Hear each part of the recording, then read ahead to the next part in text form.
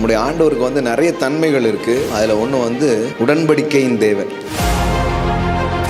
இந்த உடன்படிக்கை அப்படிங்கிறது பார்த்தீங்கன்னா நிறைய நேரத்தில் வேற வேற டைமில் ஆண்டவர் வந்து என்ன பண்ணியிருக்கிறாரு, மனிதர்களோடு அவர் செய்திருக்கிறார். தேவன் சொல்ற வார்த்தைகள் கூட வெறும் வார்த்தைகள் கிடையாது. His word is a covenant. ஆபிரகாமுடைய வாழ்க்கையில எல்லாத்தையும் கொடுத்தார். பொண்ணு, வெள்ளி, ராஜாக்களின் பேரில் வெற்றி, பெருமை எல்லாம் கொடுத்துட்டார். ஆனா ஒன்னே ஒன்று மட்டும்தான் வரவே இல்லை, ஐசக். ஆண்டவரும் எதையும் மறக்கல. ஆனா உனக்கு ஐசக்க தருவேன்னு சொன்னா கண்டிப்பா உனக்கு ஐசக்க தருவேன். தெரியுமா, ஆபிரகாமின் சந்தேகம் எப்போ நீங்கினது, ஆபிரகாமுடைய டவுட் எப்போ கிளியர் ஆச்சு, இதுக்கப்புறம் அவ்வளோதான்டா, ஈசாக்க நான் பார்த்துருவேன்டா அப்படின்னு ஆபிரகாம் எப்போ நினைச்சான் அப்படின்னு நீங்க பார்த்தீங்கன்னா, ஒன்றும் இல்லை, சிம்பிளா சொல்லணும்னா அவன் கூட கவனன்ட் பண்றாரு, அவன் கூட உடன்படிக்கை பண்றாரு. ஸோ கவனன்ட்னா என்ன, உடன்படிக்கைனா என்னன்னா அது உயிரை விட மேலானது. தேவன் ஆபிரகாமுக்கு வாக்கு பண்ணினார் அப்படிங்கிறத தாண்டி தேவன் ஆபிரகாமுக்கு ஆணையிட்டார். ஏன் அவனுடைய காரியங்கள் அவன் வர்றது வந்து அவ்வளோ ஏன் தாமதமா இருக்கு, அவ்வளோ ஏன் டிலே ஆச்சு அப்படின்னு பார்த்தீங்கன்னா ரொம்ப முக்கியமான காரணம் இருக்கு பாருங்க. ஒரு தேவ பக்தி உள்ள ஒரு சந்ததி வர்றது தான் கடவுளுடைய நோக்கமா இருக்கு. ஸோ நிறைய நேரம் ஆண்டவர் வந்து டிலே பண்றாங்கிறதுக்காக ஸோ தேவன் வந்து அதை இது பண்ணிட்டாருன்னு அர்த்தம் கிடையாது. அது நிச்சயமாய் வரும். உங்க ஐசக் இந்த வருஷம் வர போறான், உங்க காத்திருப்புகள் இந்த வருஷம் முடிவடைய போகிறது அப்படிங்கிறதுக்கு அடையாளமாக தான் இதை நான் பேசி கொண்டிருக்கிறேன். பழைய ஏற்பாட்டில் இருக்கிற எல்லா மனிதர்களுடைய வாழ்க்கை ஆசீர்வதிக்கப்பட்டதுக்கு காரணம் அவங்க நடவடிக்கை கிடையாது, தேவனுடைய உடன்படிக்கை. தேவையில்லாத சந்தேகம், டவுட் இதெல்லாம் உடைக்கணும்னா கடவுளுடைய வார்த்தையினால நம்ம நிரம்பும். கடவுளுடைய வார்த்தையினால நிரம்பும் போது இந்த டவுட்டு இதெல்லாம் போயிடும். கடவுளுடைய வார்த்தையை எப்படி பார்க்கணும்னா அதை ஒரு உடன்படிக்கையின் வார்த்தையாக பார்க்கணும். தேவன் நல்லவர். ஸோ இன்னைக்கு ஆண்டோடைய வார்த்தைக்கு நம்ம போகலாம். யாத்ராகமம் 34வது அதிகாரம், எக்ஸோடஸ் 34:10. பெரிய என்கவுண்டர்ஸ் மோசேயுடைய வாழ்க்கையில் நடக்குது. இன்னும் சொல்ல போனால் ஒரு ரீஎன்கவுண்டர்ஸ் நடக்கு. ஏற்கனவே ஒரு என்கவுண்டர்ஸ் நடந்தது, அது அந்த அளவுக்கு சரியாக போகலன்னா ஜனங்கள் அதை வேல்யூ பண்ணாமல் போயிட்டாங்க. ஸோ ஆண்டவர் திரும்பவும் ஒரு ரீஎன்கவுண்டர்ஸ் நடக்குது. ஒரு அற்புதமான அனுபவத்தை மோசே அனுபவிக்கிறான். அந்த டைமில் ஆண்டவர் நிறைய காரியத்தை மோசேக்கிட்ட அவர் பேசுகிறார். யாத்ரா 34:5 பார்த்தீங்கன்னா, கர்த்தர் ஒரு மேகத்தில் இறங்கி அங்கே அவன் அருகே நின்று கர்த்தருடைய நாமத்தை கூறினார். ஆண்டவருடைய பேரை ஆண்டவரே சொல்கிறாரு. என் பேர் எது தெரியுமா அப்படின்னு. ஆண்டவர் குறித்து நம்ம என்ன வேணாலும் பெரிய பெரிய காரியங்கள் பேசலாம், அதெல்லாம் வந்து ஓகே தான், என்ன வேணாலும் பேசலாம், என்ன வேணாலும்னா அவருடைய தன்மையின் அந்த வித்தியாசங்களை, அவருடைய குணாதிசயத்தின் காரியங்களை பல்வேறு விதத்தில் சொல்லலாம்.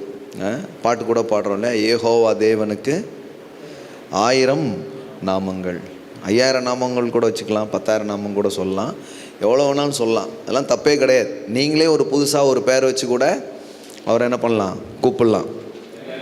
என்ன நினைப்பாங்க, இது நம்ம பேர் வைக்கிறதா? பைபிளில் எல்லாருமே ஆண்டவருக்கு அவங்க தான் பேர் வச்சுருக்குறாங்க. அதுவே நான் ஷாக்கிங் ஆகிடுது நிறைய பேருக்கு. உன் தேவனாகிய கர்த்தருடைய நாமத்தை வீணில் வழங்காதிருப்பாயாக அப்படின்ட்டேன். ஆண்டவருக்கு அவன் என்ன பண்ணுறான், பேர் வைக்கிறான். அதான் சொன்னப்போ அன்னைக்கு கூட சொல்லிட்டு இருந்தேன், கர்த்தரின் மெய்ப்பர்னு கர்த்தர் சொல்லலைங்க, தாவீது சொன்னான். நான் உன்னுடைய மெய்ப்பர் என்ன அப்படின்னு சொல்லலை, இவன் தான் சொல்கிறான், த லார்ட் இஸ் மை ஷெப்பர்ட் அப்படின்னு அவன் தான் பேர் வைக்கான். அவன் சொல்கிறான் நீங்கள் என்னுடைய மெய்ப்பர் அப்படின்ட்டு. ஸோ அது ஒரு முறை பாருங்கள். நாம் வந்து நம்முடைய வாழ்க்கையின் அனுபவங்கள்லேருந்து நாமளே ஆண்டவருக்கு என்ன பண்ணலாம், ஒரு பேரை கொடுக்கலாம். நீங்கள் வந்து நீங்கள் ஒருவேளை ஆடு மேய்க்காதனால மெய்ப்பர்னு சொல்ல மாட்டீங்க. ஒருவேளை நீங்கள் வந்து என்ன பண்ணுறீங்க, ஆண்டவரே நீங்கள் வந்து இப்போது இன்ஜினியரிங் செய்கிறீங்கன்னா நீங்கள் தான் என்னுடைய இன்ஜினியர்னு சொல்லலாம்.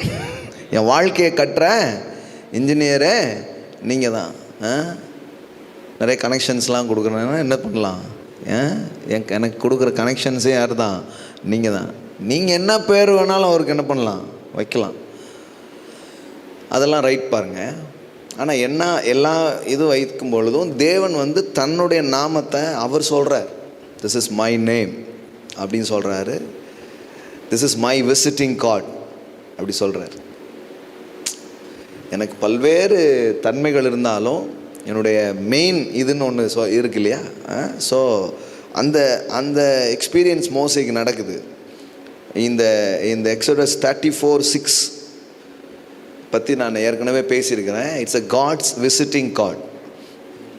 கர்த்தர் அவர் நாமத்தை என்ன பண்ணுறாரு, கூறுகிறார். கர்த்தர் அவனுக்கு முன்பாக கடந்து போகிற போது அவர் கர்த்தர் கர்த்தர் இரக்கமும் கிருபையும் நீடிய சாந்தமும் மகா தயவும் சத்தியமும் உள்ள தேவன். ஸோ தேவனுடைய தன்மையில் ரொம்ப பெருசாக தேவனே சொல்கிறது என்னென்னா, நான் வந்து கிருபையின் தேவனாக நான் இருக்கிறேன், நான் இரக்கத்தின் தேவனாக நான் இருக்கிறேன். அதனால தான் எங்கெல்லாம் கர்த்தர் நல்லவர், அவர் கிருபை என்றும் உள்ளது அப்படின்னு உயர்த்தப்படுதோ அங்கெல்லாம் வந்து ஒரு பெரிய மகிமை விளங்கினதை நாம் பார்க்கிறோம். It's a God's visiting God.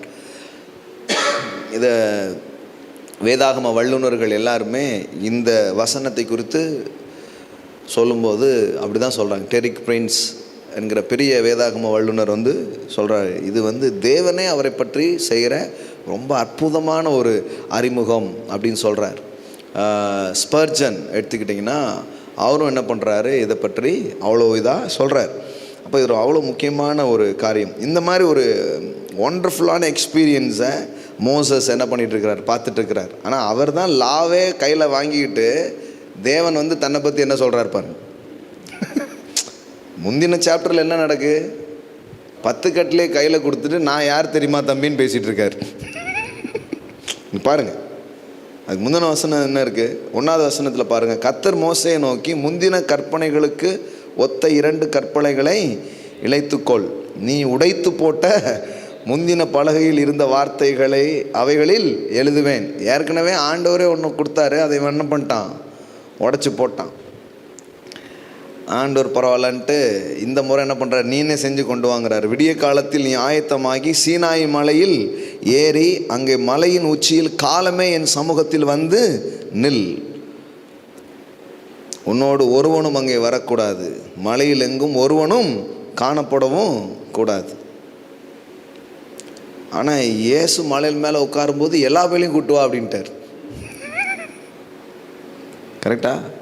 மலை பிரசங்கம் எத்தனை நாள் நடந்துச்சு, எத்தனை பேர் உட்காந்துருந்தாங்க? புருஷர்கள் மட்டும் 5000 பேர், அப்புறம் மனைவி பிள்ளைங்கள்லாம் சேர்த்தா நிறைய பேர் அங்கே உட்காந்துருந்தாங்க. அவர் மலையிலே கூட்டு கொண்டு உட்கார வைக்கிறாரு. இங்கே என்ன சொல்கிறாரு, கோட்டை தாண்டி நீ வரக்கூடாது. அப்போ இன்னைக்கு கூட அந்த வெளிப்பாடு அவசியமாக இருக்குது. இப்போ வந்து சியோன் மலையினிடத்திற்கு நாம் வந்து சேர்ந்திருக்கிறோம். ஆமென். இன்னும் சீனாய் மலையே வச்சுட்டு இருக்கக்கூடாது. இப்போ எந்த மலைக்கு வந்தாச்சு, சியோன் மலை இடத்திலே நாம் வந்து சேர்ந்திருக்கிறோம். ஆமென். இதை எபிரேயரில் வாசிக்கும் போது இன்னும் தெளிவாக சொல்கிறார், நீங்கள் சீனாய் மலையில் இல்லை, இப்போ எங்கே வந்திருக்கீங்க, சாமி மலை மாறிடுச்சு. இவன் அதே மலையில் போய் கும்பிட்டுருக்கான். சார் சாமி அங்கேருந்து என்ன பண்ணியாச்சு, அந்த மலையிலேருந்து எங்கே வந்தாச்சு, இந்த மலைக்கு என்ன பண்ணியாச்சு, மாறியாச்சுன்னா இல்லை நாங்கள் அந்த மலையில் தான் கும்பிட்டோன்னு இன்னும் என்ன பண்ணிகிட்டே இருக்கிறாங்க, அதையே பண்ணிகிட்ருக்குறாங்க. ஸோ இதுதான் நடந்துகிட்ருக்கு. இன்றைக்கும் அந்த மாதிரி காரியங்கள் நடக்குது. சிலர் மாற்றங்களுக்கு தங்களை விட்டு கொடுக்குறார்கள். அவங்க வந்து பார்க்குறாங்க, தேவனை புது விதமாக என்ன பண்ணுறாங்க, பார்க்குறாங்க. சிலர் வந்து அந்த பழைய இதிலே இருந்துட்டு காரியங்களை என்ன பண்ணுறாங்க, செய்து கொண்டே இருக்கிறார்கள். நல்லா கவனிங்க, இங்கே ரொம்ப பெரிய மாற்றம். இங்கே மலையில் என்ன பண்ண சொல்கிறாரு, உள்ளே வர சொல்கிறார். வர சொல்லிட்டு ஒருவனும் காணப்படக்கூடாது, இந்த மலையில் சமீபத்தில் ஆடு மாடு மேயவும் கூடாது அப்படின்னு.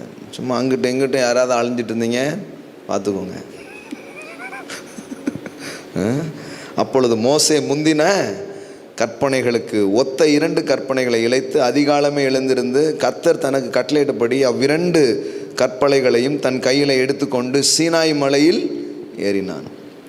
ஆக்சுவலி கமாண்ட்மெண்ட் வாங்க போயிருக்கிறான். கமாண்ட்மெண்ட்டு தேவன் வந்து கொடுக்குறாரு. அந்த டைமில் கூட தேவன் வந்து தன்னை யாருன்னு சொல்கிறாரு பாருங்க. கர்த்தர் ஒரு மேகத்தில் இறங்கி அங்கே அவன் அருகே நின்று கர்த்தருடைய நாமத்தை கூறினார். கர்த்தர் அவனுக்கு முன்பாக கடந்து போகிற போது, புரியுதா? அந்த கடந்து போகிறது எங்கேருந்து வந்திருக்குன்னு தெரியுதா? கடந்து போகிற போது அப்படியே சொல்லிட்டாங்க, வேற ஒன்றுமே கிடையாது. நம் மத்தியில் கடந்து வந்திருக்கிறார் அப்படின்னு. கடந்து போகிற போது அவர் கர்த்தர் கர்த்தர் இரக்கமும் கிருபையும் நீடிய சாந்தமும் மகா தயவும் சத்தியம் உள்ள தேவன், 1000 தலைமுறைகளுக்கு இரக்கத்தை காக்கிறவர். So it's God's visiting God. ஆண்டவரே அவருடைய பற்றிய ஒரு இதை கொடுக்குறார். ஸோ ஒரு க்ளோரியஸான ஒரு எக்ஸ்பீரியன்ஸ் மோசஸ்க்கு நடந்துட்டுருக்கு. கையில் கமாண்ட்மெண்ட்டு இருந்தாலும் தேவன் வந்து தன்னை எப்படி வெளிப்படுத்துகிறாரு? ஒரு மேகத்தில் இறங்கி அங்கே அவன் அருகே நின்று தான் யாருங்கிறத சொல்கிறார். இப்போ இந்த எழுத்தில் இருக்க இது கிடையாதுன்னா நான் யாருன்னு உனக்கு சொல்கிறேன். நியாயப்பிரமாணத்தை வச்சு என்ன நீ புரிஞ்சுக்காத. நியாயப்பிரமாணங்கிறது ஒன்றை புரிஞ்சுக்கிறதுக்கு. என்ன புரிஞ்சுக்கணுன்னா ஒரு மேகம் இருக்குது, அதுக்கிட்ட வா, அப்போ நான் யாருன்னு உனக்கு என்ன காட்டுறேன் அப்படிங்கிறார். ஆமென். So that's things. அப்போது அந்த மாதிரி ஒரு அற்புதமான ஒரு எக்ஸ்பீரியன்ஸை மோசே என்ன பண்ணுறான்? அனுபவிக்கிறான். மோசே 8வது வசனம் பாருங்கள். தீவிரமாய் தரை மட்டும் குனிந்து பணிந்து கொண்டு. ரொம்ப பெரிய காரியங்கள்லாம் அப்படி நடக்கும்பொழுது நம்மளை அறியாமலே வர்ஷிப் பண்ண ஆரம்பிப்போம் பாருங்கள். கையை தூக்குங்க, தாழ விழுங்க, எதுவுமே சொல்ல வேண்டியதே இல்லை. சர்டன் திங்ஸ் நடக்கும்போது நமக்குள்ளேயே ஒரு ஆராதனைக்கான ஒரு மனநிலை என்ன பண்ண ஆரம்பிக்குது? உருவாக ஆரம்பிக்குது. மோசே தீவிரமாய் தரை மட்டும் குனிந்து பணிந்து கொண்டு, ஆண்டவரே உம்முடைய கண்களில் எனக்கு கிருபை கிடைத்ததானால் எங்கள் நடுவில் ஆண்டவர் எழுந்தருள வேண்டும். இந்த ஜனங்கள் வணங்கா கழுத்துள்ளவர்கள். நீரோ எங்கள் அக்கிரமத்தையும் எங்கள் பாவத்தையும் மன்னித்து எங்களை உமக்கு சுதந்திரமாக ஏற்றுக்கொள்ளும் என்றான். பாருங்க. அதற்கு அவர், இதோ நான் ஒரு உடன்படிக்கை பண்ணுகிறேன். நம்முடைய ஆண்டவருக்கு வந்து நிறைய தன்மைகள் இருக்குது. நிறைய விதமாக அவருடைய அணுகுமுறைகளை வேதத்தில் நம்ம படிக்கிறோம். அதில் ஒன்று வந்து கவனன்ட், உடன்படிக்கையின் தேவன். உடன்படிக்கையின் தேவன் அவர். இந்த உடன்படிக்கை அப்படிங்கிறது பார்த்தீங்கன்னா நிறைய நேரத்தில் வேறு டைமில் ஆண்டவர் வந்து என்ன பண்ணியிருக்கிறாரு? மனிதர்களோடு அவர் செய்திருக்கிறார். கவனன்ட்டுங்கிறது 2 பேருக்கு நடுவில் நடக்கிற ஒரு மாற்ற முடியாத ஒப்பந்தம். ஒப்பந்தம் கூட சர்டன் டைம்ஸில் என்ன பண்ண முடியுது? சேஞ்ச் பண்ண முடியும். இது மாற்றவே முடியாத ஒன்றாக இருக்கிறது. மரணம் ஒன்று தான் இதை என்ன பண்ண முடியும்? மாற்ற முடியும். அது வரைக்கும் இது தொடரும். அப்படிங்கிற ஒன்று தான் உடன்படிக்கையாக இருக்கிறது. உசுரை விட மேலானது, ஜீவனை விட அது உயர்ந்தது. அதுக்கு பேர் தான் என்னது? உடன்படிக்கையாக அது இருக்கிறது. ஸோ தேவன் வந்து ஒரு உடன்படிக்கை பண்ணுறார். தேவன் சொல்கிற வார்த்தைகள் கூட வெறும் வார்த்தைகள் கிடையாது. His word is a covenant. அவர் ஒரு வார்த்தை சொன்னார்னா அது வார்த்தையாக நம்ம பார்க்குறோம். அதனால தான் நம்பிக்கையும் இருக்குது, சந்தேகமும் சேர்ந்தே இருக்குது. ஆனால் அது வார்த்தை கிடையாது, அது ஒரு உடன்படிக்கை அப்படின்னு தோணுச்சுன்னா சந்தேகம் நம்மளை விட்டு போயிடும். நீங்கள் ஆபிரகாமுக்கிட்ட சொல்லிகிட்டே இருக்கிறார், நான் உன்னை ஆசீர்வதிப்பேன்ப்பா, உன்னை பெரிய ஆள் ஆக்குவேன்ப்பா, உன் பேரை பெருமைப்படுத்துவேன்ப்பா, எல்லாம் சொல்லிக்கிட்டே இருக்கார். உங்களுக்கு தெரியுமா? ஆபிரகாமால் விசுவாசிக்கவே முடியல. நிறைய பேர் பார்க்குறாங்க, அது பாருங்களேன் நம்மளை மாதிரியே இருந்துருக்கலாம் பாருங்களேன் அப்படின்ட்டு. எவ்வளோ சொன்னால் கூட கொஞ்சம் விசுவாசமும் இருக்குது, கொஞ்சம் என்ன இருக்குது, சந்தேகமும் இருக்குது. ஆனால் சில பேருக்கு நம்பவும் முடிய மாட்டுக்கு. சொல்கிறாரு, அப்புறம் வேறு மாதிரி இருக்குது. அப்படி தான் ஆபிரகாமுக்கு இருக்குது பாருங்கள். உங்களுக்கு தெரியுமா ஆபிரகாமின் சந்தேகம் எப்போ நீங்கினது? ஆபிரகாமுடைய டவுட் எப்போ கிளியர் ஆச்சு?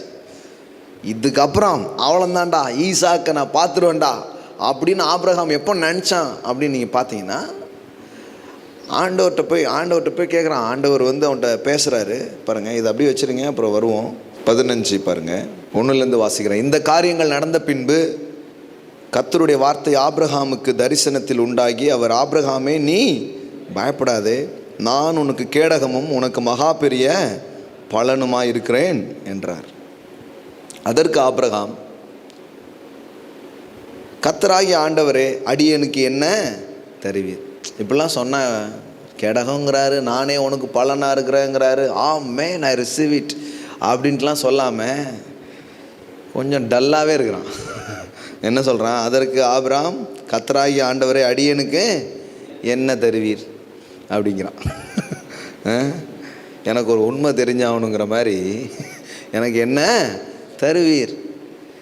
நான் பிள்ளை இல்லாமல் இருக்கிறேனே, தமஸ்கு ஊரானாகிய இந்த எலியேசர் என் வீட்டு விசாரணை கர்த்தனாக இருக்கிறானே என்றார். எல்லாம் பலனுமா இருக்கிறேன்னு அதுமா இருக்கலாம், கரெக்டுங்க. இன்னும் நான் எதிர்பார்த்தது நடக்கவே இல்லையே. ஏதோ சொன்னீர், உனக்குள் பூமியின் வம்சங்கள் ஆசீர்வதிக்கப்படும் அப்படி இப்படிலாம் சொன்னீர், கொஞ்சம் நடந்திருக்கு. ஆனால் இன்னும் அந்த மெயின் மேட்ரு இன்னும் என்ன பண்ணல, நடக்கலையே. இன்னும் ஐசாக்கை நான் என்ன பண்ணல, பார்க்கலையே. சச் திங்ஸ் பாருங்கள். நம்ம எல்லாருக்கும் நிறைய சூழமையில், ஆண்டவரே எனக்கு நீங்கள் ஒன்றுமே பண்ணலன்னு சொல்கிறதில்ல, நிறைய செஞ்சுருக்கீங்க, தேங்க்யூ லார்ட், தேங்க்யூ. ஆனால் இன்னும் அது என்ன பண்ணல, வரல. இன்னும் ஈசாக்கு வரல. இன்னும் நீங்கள் என்ன சொன்னீங்களோ அதை நான் இன்னும் பார்க்கல. கரெக்டாக கேட்குறேன் ஆண்டவர்கிட்ட. ஆண்டவர்கிட்ட எப்படி பேச முடியுது பாருங்களேன்.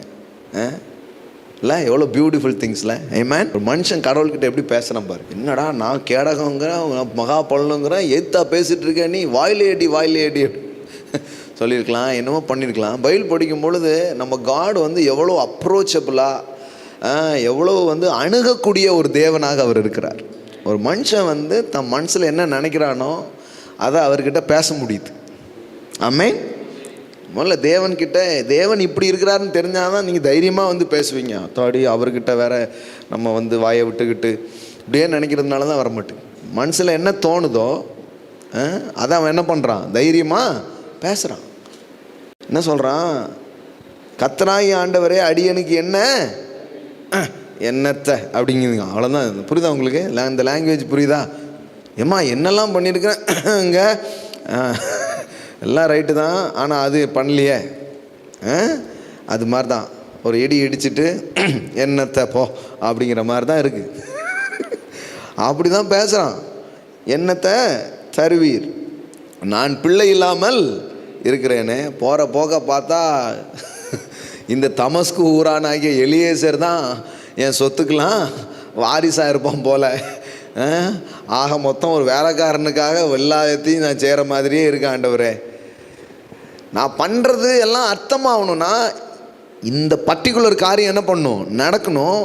நடந்தால் தான் அதுக்கு ஒரு மீனிங் இருக்குது, இல்லைன்னா எந்த மீனிங்குமே கிடையாது அப்படின்னு சொல்லி அவன் ஆண்டவர்கிட்ட பேசுகிறான். கடைசியில் இந்த மேனேஜரே எல்லாம் எடுத்துகிட்டு போயிடுவான் போல் அப்படிங்கிற மாதிரி தான் இருக்குது நினைக்கிறான். ஸோ பின்னும் ஆபிரகாம், தேவரீர் எனக்கு, ஆண்டவருக்கு புரிஞ்சிச்சான்னு அவனுக்கு டவுட் ஆகிடுச்சா என்னன்னு தெரில, என்ன சொல்கிறேன்னு தெரியுதுல்ல. சிலர் பொதுவாக சொல்லுவோம், ஆனாலும் புரியலைன்னா என்ன பண்ணுவோம், ஸ்பெசிஃபிக் பண்ணி சொல்லுவோம். என்ன தருவீர்னு என்னத்தையோ சொல்கிறோன்னு நினச்சிக்கிடக்கூடாதுன்னு நினச்சான்னு என்னன்னு தெரில, தெளிவாகவே சொல்கிறான். பின்னும் ஆபிரகாம், தேவரீர் எனக்கு புத்திர சந்தானம், இன்னும் சந்தானத்தை காணுமே, இன்னும் என்ன வரல, புத்திர சந்தானம் அருளவில்லை. இதோ என் வீட்டில் பிறந்த பிள்ளை எனக்கு சுதந்திரவாளியாக இருக்கிறான் என்றான். பாருங்கள், அவன் மனசுக்குள்ளே ஒரு மேட்ரு இருக்குது. நீங்கள் ஹோல் ஆபிரகாம் ஸ்டோரி நீங்கள் படிச்சிங்கன்னா அவன் ஹார்ட்டில் வர்ற ஒவ்வொரு மேட்ரையும் ஆண்டவர் எவ்வளோ அழகாக டீல் பண்ணாருங்கிறத நீங்கள் படிக்க முடியும்.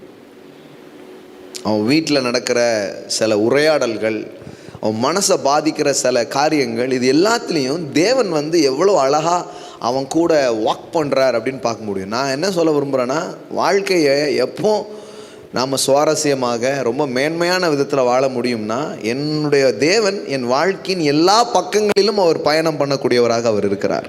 ஆமென். எந்த பாட்டும் இதெல்லாம் போய் கடவுள் ரேஞ்சுக்கு இது இல்லையே அப்படிங்கிற மாதிரிலாம் கிடையாது. அது சின்னதாக இருந்தாலும் அது பெருசாக இருந்தாலும் அவர் உனக்கு அது மேட்ருனா எனக்கு மேட்ரு தாங்கிறார். உனக்கு அது முக்கியம்னா அது எனக்கு முக்கியம்தான். நீ விட்டுடலான்னா விட்டுடலாம். ஆனால் நீ அந்த அந்த அந்த விஷயத்தை வச்சு தான் உன் மனசு என்ன பண்ணிகிட்டே இருக்கு, சங்கடப்பட்டுட்டே இருக்குது.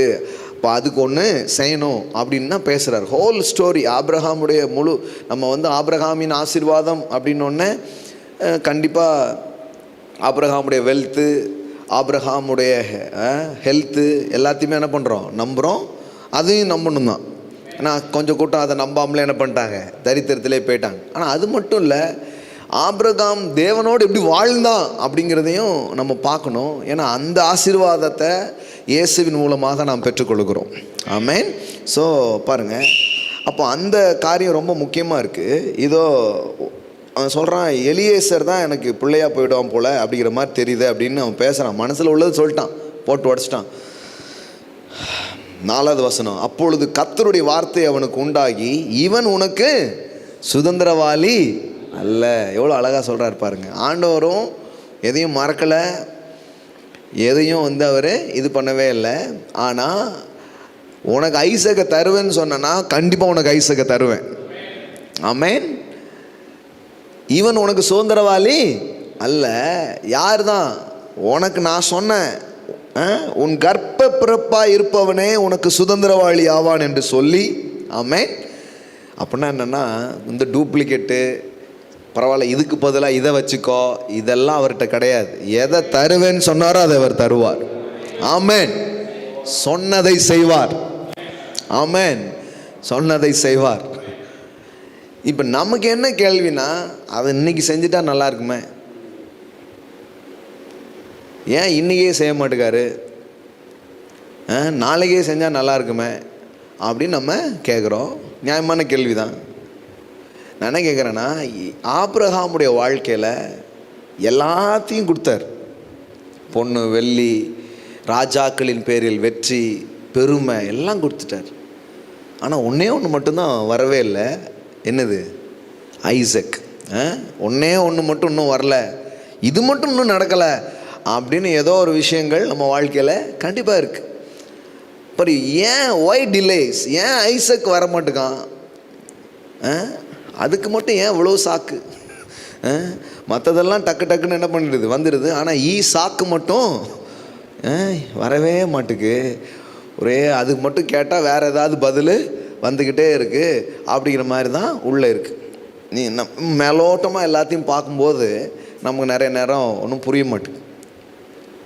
நீங்கள் வேணால் நல்லா கவனித்து பாருங்கள். உங்கள் வாழ்க்கையின் நிறைய காரியங்கள் பின்னாடி வந்ததுக்கப்புறம் பார்த்து சொல்லுவீங்க, நல்ல வேலை கரெக்டாக இப்போ கொடுத்தார் அப்படின்னு சொல்கிற விஷயம் இருக்கா இல்லையா உங்கள் வாழ்க்கையில்?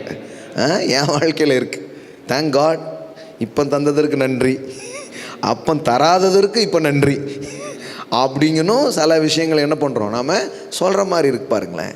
நல்லா தெரிஞ்சுக்கோங்க, தேவன் ஆபிரகாமுக்கு கொடுத்த எல்லா ஆசீர்வாதத்தில் ரொம்ப மேலான ஆசீர்வாதம் ஐசக்.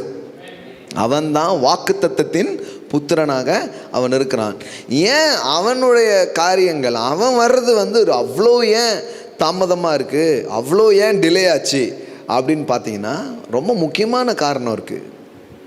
ரொம்ப முக்கியமான காரணம் இருக்குது. சும்மா வேணுக்குன்னே காக்க வைக்கணுங்கிறது இல்லை. காக்க வச்சாதான்டா உனக்கு அதன் அருமை தெரியும் அப்படின்னு அதை உணர்த்துவதற்காக அல்ல. நிறைய பேர்லாம் சொல்கிறாங்க இல்லையா, உடனே கிடச்சிட்டா உனக்கு அதனுடைய அருமை தெரியாது, அதனால் கர்த்தர் உன்னை 20 வருஷம் காக்க வைத்து உனக்கு தருவார் அப்படின்ட்டு. அந்த மாதிரிலாம் கிடையாது. கண் கெட்டதுக்கப்புறம் சூரிய நமஸ்காரம் தேவையில்லை. அது மாதிரி கர்த்தர் அந்த மாதிரிலாம் செய்கிற கர்த்தர் கிடையாது. அவர் நல்லவர். ஆமென். இவனா பிள்ளைய கேட்டான், இவனுக்கு புள்ள கொடுப்பேன்னு சொல்லி கூப்பிட்டதே அவர் தான். என்றைக்குமே தெரிஞ்சுக்கோங்க, உங்களுக்கு நீங்கள் ஆசைப்பட்டாத போது கூட உங்களுக்கு ஆசையை தூண்டி உங்களை நம்ப வச்சதே அவர் தான். நீங்கள் யோசித்து பாருங்களேன். நான் நம்பலை, நான் விசுவாசிக்கலை, எனக்கு அந்த கனவே வந்ததே கிடையாது. நம்ம அதை யோசிச்சுட்டு இருக்க கூட மாட்டோம். ஆனால் இவராக பார்த்தா நமக்குள்ளே உசுப்பேற்றி நமக்குள்ளே அந்த ஆசையெல்லாம் தூண்டி அந்த விருப்பத்தெல்லாம் கொடுத்து தீர்க்க தரிசனத்தெல்லாம் வேற சொல்லி நம்மளை ஒரு கனவெல்லாம் பார்க்க வச்சு இவ்வளோ வேலை பண்ணது அவர் தான். இப்போ நம்ம என்ன பண்ணிகிட்டு இருக்கோம்னா, சொன்னீங்களே செய்ய மாட்டேங்கிங்களே, நம்ப வச்சிங்களே, ஏன் அது நடக்க மாட்டுக்கு அப்படிங்கிற மாதிரி உள்ள என்ன பண்ணுது, ஓடுது. ஸோ நான் என்ன சொல்றேன்னா, முதல் பாயிண்டே இந்த கனவை கொடுத்ததே கர்த்தர் தானே. இந்த வாக்கை உள்ளே கொண்டு வந்து இந்த ஆசையை கொடுத்ததே ஆண்டவர் தான். நான் நிறைய நேரம் ஏதாவது முன்னாடி கொஞ்சம் அப்படியே ஏதாவது சரியா இல்லை அப்படின்னா நான் உடனே அங்கே போயிடுவேன். எங்கே போயிடுவேன்னா, ஆரம்பிச்ச இடத்துக்கு போயிடுவேன். நான் இதை பற்றி நான் யோசித்ததே கிடையாது, இது யோசிக்கிற அளவுக்கு நான் திராணி உள்ள ஆளும் கிடையாது. இதை எனக்குள்ளே கொண்டு வந்து விதையாக போட்டது நீங்கள். இன்றைக்கி இவ்வளோ வளர்ந்துருக்குன்னா கண்டிப்பாக இது பூக்கும் காய்க்கும் பலன் வரும். ஆமென். ஆனால் இப்போ கொஞ்சம் ஒரு மாதிரி இருக்குது, பரவாயில்ல, அதில் கூட உங்கள் கிருபையினால் என்ன தாங்குவீர். ஆமென். ஸோ ரொம்ப முக்கியம் பாருங்கள், எல்லாம் ரொம்ப முக்கியம். ஏன்னா வேதவசனம் சொல்லுது, பிலிப்பியர் 4:13 இப்படி சொல்லுகிறது, தேவனே தமது தயவுள்ள சித்தத்தின்படி நமக்குள் விருப்பங்களையும் செய்கையையும் அவர் என்ன பண்ணுறாராம், உண்டாக்கி இருக்கிறார். நம்ம சில நேரத்தில் நம்ம விரும்பவே கூடாது என்கிற ஒரு கூட்டத்தில் இருந்தோம், விரும்பினாலே தப்புன்னு நினைக்கிற ஒரு மனநிலையில் இருந்த நமக்கு இன்னைக்கு கோடி ஆசைகளை கடவுள் கொடுத்துருக்கிறார். எத்தனை பேருக்கு ஆசையாக இருக்குது, அவ்வளோ ஆசைகள் இருக்குது. ட்ரீம்ஸ் அண்ட் டிசையர்ஸ் நமக்கு வந்துடுச்சு பாருங்களேன். ஒரு நேரம் அதுவே இல்லைல்ல, நோ ட்ரீம்ஸ் நோ டிசையர்ஸ். அப்படியே இருந்தாலும் பரலோகமே என் சொந்தமே என்று காண்பேனோ, அங்கே தான், அது ஒன்று தான். பூலோகத்திலும் பரலோகத்திலும் உண்மை தவிர வேற ஆசை எனக்கு இல்லை இல்லை இல்லை அப்படின்னு எக்கோலாம் வச்சு திருப்பி நாமளே அதை என்ன பண்ணியிருக்கோம், நிறைய வாட்டி கேட்டிருக்கிறோம். அப்படி தானே இருந்தோம். அப்போ அப்படி இருந்த நமக்கு ஒரு விருப்பத்தையே கொடுத்தது அவர் தான். பாருங்க, அங்கே பாருங்கள், தேவனே, எல்லாம் சொல்லுங்கள், தேவனே தம்முடைய தயவுள்ள சித்தத்தின்படி விருப்பங்களையும் செய்கையும் உங்களில் உண்டாக்குகிறவராய் இருக்கிறார். அவர் தான் அதை கொண்டு வந்து போட்டிருக்கிறார். அவர் தான் அந்த ஆசையை கொடுத்தது. குழந்தை வருங்கிற ஆசை, முதல்ல குழந்தை வரும்னு இவன் நம்பவே இல்லை. சாராலும் நம்பலை, ஆபிரகாமும் நம்பலை. இவங்களுக்கு இப்படிப்பட்ட ஒரு சுதந்திரம் வருங்கிறத இவங்க என்ன பண்ணவே இல்லை, நம்பவே இல்லை. ஆனால் அந்த இதை கிரியேட் பண்ணது யாரு? தேவன் தான். உனக்குள் பூமியின் வம்சங்கள் எல்லாம் ஆசீர்வதிக்கப்படும், உன் பேரை நான் பெருமைப்படுத்துவேன். இதெல்லாம் சொல்லி சொல்லி சொல்லி உள்ள ஒரு விருப்பம் உருவாயிட்டு, ஒரு எக்ஸ்பெக்டேஷன் கிரியேட் ஆயிடுச்சு, ஒரு கனவு உருவாயிடுச்சு. அப்போ நான் என்ன சொல்கிறேன்னா, இந்த கனவே இந்த விருப்பமே தேவன் தந்த ஒன்று தான். நம்ம ஐசக் பற்றிலாம் நமக்கு என்ன பெருசாக தெரியும்? நம்ம வாழ்க்கையில் இப்படிப்பட்ட பெரிய கனவுகள் எதுவுமே கிடையாது, பெரிய நோக்கங்களே கிடையாது, பெரிய விருப்பங்களே கிடையாது. பாருங்க, நமக்குள்ள தேவன் எவ்வளோ வேலை செஞ்சிருக்கிறாரு கொஞ்சம் யோசித்து பாருங்க. இன்னைக்கு நடக்காத காரியங்கள் ஒரு பக்கம் இருந்தாலும், ஆனால் நமக்கு உள்ளே எவ்வளவு நடந்திருக்குங்கிறது கொஞ்சம் யோசித்து பாருங்க. நம்ம நிறைய பொதுவாக மக்கள் என்ன நினைக்கிறாங்கன்னா, வெளியே நடக்கிறது தான் ரொம்ப பெரிய விஷயம் நினைக்கிறாங்க. உண்மையிலே கிடையாது. வெளியே நடக்கிறது ரொம்ப சுலபம். ஒரு மனிதனுக்கு உள்ளே நடக்கிறது தான் ரொம்ப கடினமான காரியம். உள்ளே நடந்துடுச்சுன்னா கண்டிப்பாக வெளியில் நடக்கும். ஆமென். உள்ளுக்குள்ளே கொண்டு வரதான் கஷ்டம், உள்ளே பில் பண்ணுறது தான் ரொம்ப கஷ்டம். அப்போ தேவனே என்ன பண்ணுறாரு, தம்முடைய தயவுள்ள சித்தத்தின்படி விருப்பத்தையும் செய்கையும் உங்களில் உண்டாக்குகிறவராய் இருக்கிறார். அவரே நமக்குள்ள ஒரு ட்ரீமை கொண்டு வர்றார், நமக்குள்ள ஒரு விருப்பத்தை அவர் கொண்டு வருகிறார். நமக்குள்ள சில கனவுகளை போடுறாரு, நமக்குள்ள சில என்ன போட்டிருக்கு பாருங்க, குட் ப்ளஷர் அப்படின்னு இருக்கு பாருங்க. அதை நினைக்கும் போதே ஒரு சந்தோஷம் வர்ற மாதிரி நிறைய விஷயத்தை உள்ள போட்டிருக்கிறார். அப்போ வாக்குத்தத்தங்கள் மூலமாகவும், வார்த்தையின் மூலமாகவும், ட்ரீம்ஸ் மூலமாகவும், தீர்க்க தரிசனத்தின் மூலமாகவும் நமக்குள்ளே ஒரு எக்ஸ்பெக்டேஷனையே கிரியேட் பண்ணது யார் தான்? தேவன் தான் கிரியேட் பண்ணி வச்சிருக்கிறார். அவர் தான் உருவாக்கி வச்சிருக்கிறார். அவர் உருவாக்காமல் இது நமக்கு வரவே இல்லை. அப்போ முதல்ல நான் எதுக்கு நன்றி சொல்கிறேன்னா, பிறக்காத ஈசாக்குக்கு நன்றி யோசிக்கிறதுக்கு முன்னாடி உள்ள ஈசாக்கு பிறப்பான், ஈசாக்கு எங்கன்னு கேள்வி கேட்குறாலும் என்ன மாற்றிட்டீங்களா ஆண்டவரே, அதுக்காக நன்றி. எங்கே பிஎம்டபிள்யூவை, எங்கே என்னுடைய ஆடியை, ஆடி முடிஞ்சு பங்குனி வந்துக்கிட்டு இருக்கு, ஆடியை இன்னும் காணுமேன்னு கேட்குற அளவுக்கு என்ன மாற்றிட்டீங்களா, தேங்க்யூ ஆண்டவரே. யோசித்து பாருங்களேன், ஆபிரகாம் எங்கேருந்து எங்கே கூட்டு வந்துட்டார் பாருங்க. Where is Isaac? ஈசாக் எங்கே? நீங்கள் சொன்னது எங்கே? ஒரு நேரத்தில் ஆண்டவரே சொன்னாலும் எங்கே எனக்கு நடக்குமாக்கும் அப்படின்னு சொன்னவன் எனக்கு ஏன் இன்னும் நடக்கலை, அந்த இடத்துக்கு வந்துட்டான் பாருங்களேன். இது ஒரு ஷிஃப்ட்டுங்க, இது ஒரு சாதாரணமான விஷயம் கிடையாது. முதல்ல நம்பவே இல்லை, அப்புறம் நம்ப வைக்கிறார், நம்ப பண்ணுகிறார். அதுவே தேவன் நமக்குள் செய்த ஒரு ஆச்சரியமான வேலையாக இருக்குது. அதுவே தேவன் நமக்குள்ளே செய்த ஒரு உயர்ந்த காரியமாக அது இருக்குது. கர்த்தர் நமக்குள்ளே அப்படி ஒரு கிரியை செஞ்சு தான் அதை நமக்கு என்ன பண்ணியிருக்கிறார், கொண்டு வந்திருக்கிறார். நம்ம ஒரு தொழிலை செய்வோம், அல்லது நாம் இப்படிப்பட்ட ஒரு திட்டத்தை நிறைவேற்றுவோம், இப்படிப்பட்ட ஊழியத்தை செய்வோம், இந்தந்த விதத்துலலாம் வாழ்வோம், இப்படிலாம் நம்ம ஏதோ செய்வோன்னு நமக்குள்ளே இன்றைக்கி இருக்கிற நல்ல நல்ல குட் டிசையர்ஸ் இது எல்லாமே எப்படி வந்துச்சுன்னா தேவன் நமக்குள் உருவாக்கின காரியமாக இருக்கிறது. இப்போ ஆன்சர் அதிலே இருக்குது பாருங்களேன். உங்களுக்குள் அந்த விருப்பத்தை மாத்திரம் அவர் கொடுக்கிறவர் கிடையாது, விருப்பத்தையும் செய்கையும் உங்களில் உண்டாக்குகிறவராக இருக்கிறார். ஆமென்.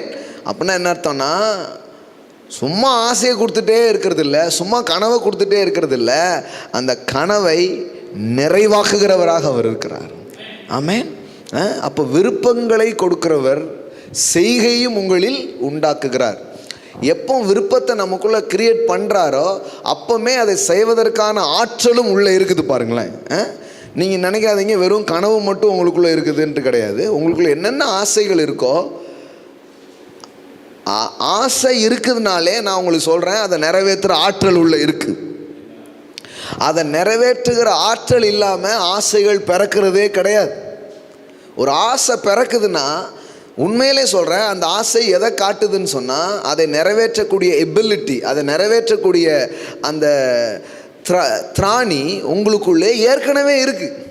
அதனால தான் நான் இதை ரிவர்ஸில் சொல்லுவேன், ஆற்றல் இருந்ததினால்தான் ஆசை பிறக்கின்றன. ஆசையே சொல்லுது எனக்குள்ள அந்த ஆற்றல் இருக்கு, கண்டிப்பாக இருக்கு, கண்டிப்பாக இருக்கு. அப்போ கனவுகளே இல்லாமல், எதிர்பார்ப்புகளே இல்லாமல், லட்சியமே இல்லாமல், நோக்கமே இல்லாமல் வாழ்ந்த ஆபிரகாமுக்கு இப்போ கனவு வந்துடுச்சு, லட்சியம் வந்துடுச்சு, எதிர்பார்ப்பு வந்துடுச்சு, கூடவே கேள்வியும் வந்திருக்கு. நல்லது தான், எல்லாம் சொல்லுவேன், கேள்வி நல்லது தான், எல்லாம் கொடுத்தீங்க, ஆனால் இப்போ அடுத்தால எனக்கு ஒரு கேள்வி இருக்குது அப்படின்னு கேட்குறான். ரொம்ப நல்லது பாருங்கள். இதெல்லாம் இதை குறித்து ஐயோ நம்ம அவிசுவாசியாக மாறிட்டோமே, இல்லை நாம் அப்படிலாம் யோசிக்காதீங்க. இது ஒரு பயணம், இட் இஸ் அ ஜேர்னி. ஆமாம், இதில் இது சரி இது தப்பு அப்படிலாம் கிடையாது. இது யாருக்கும் புரியாது.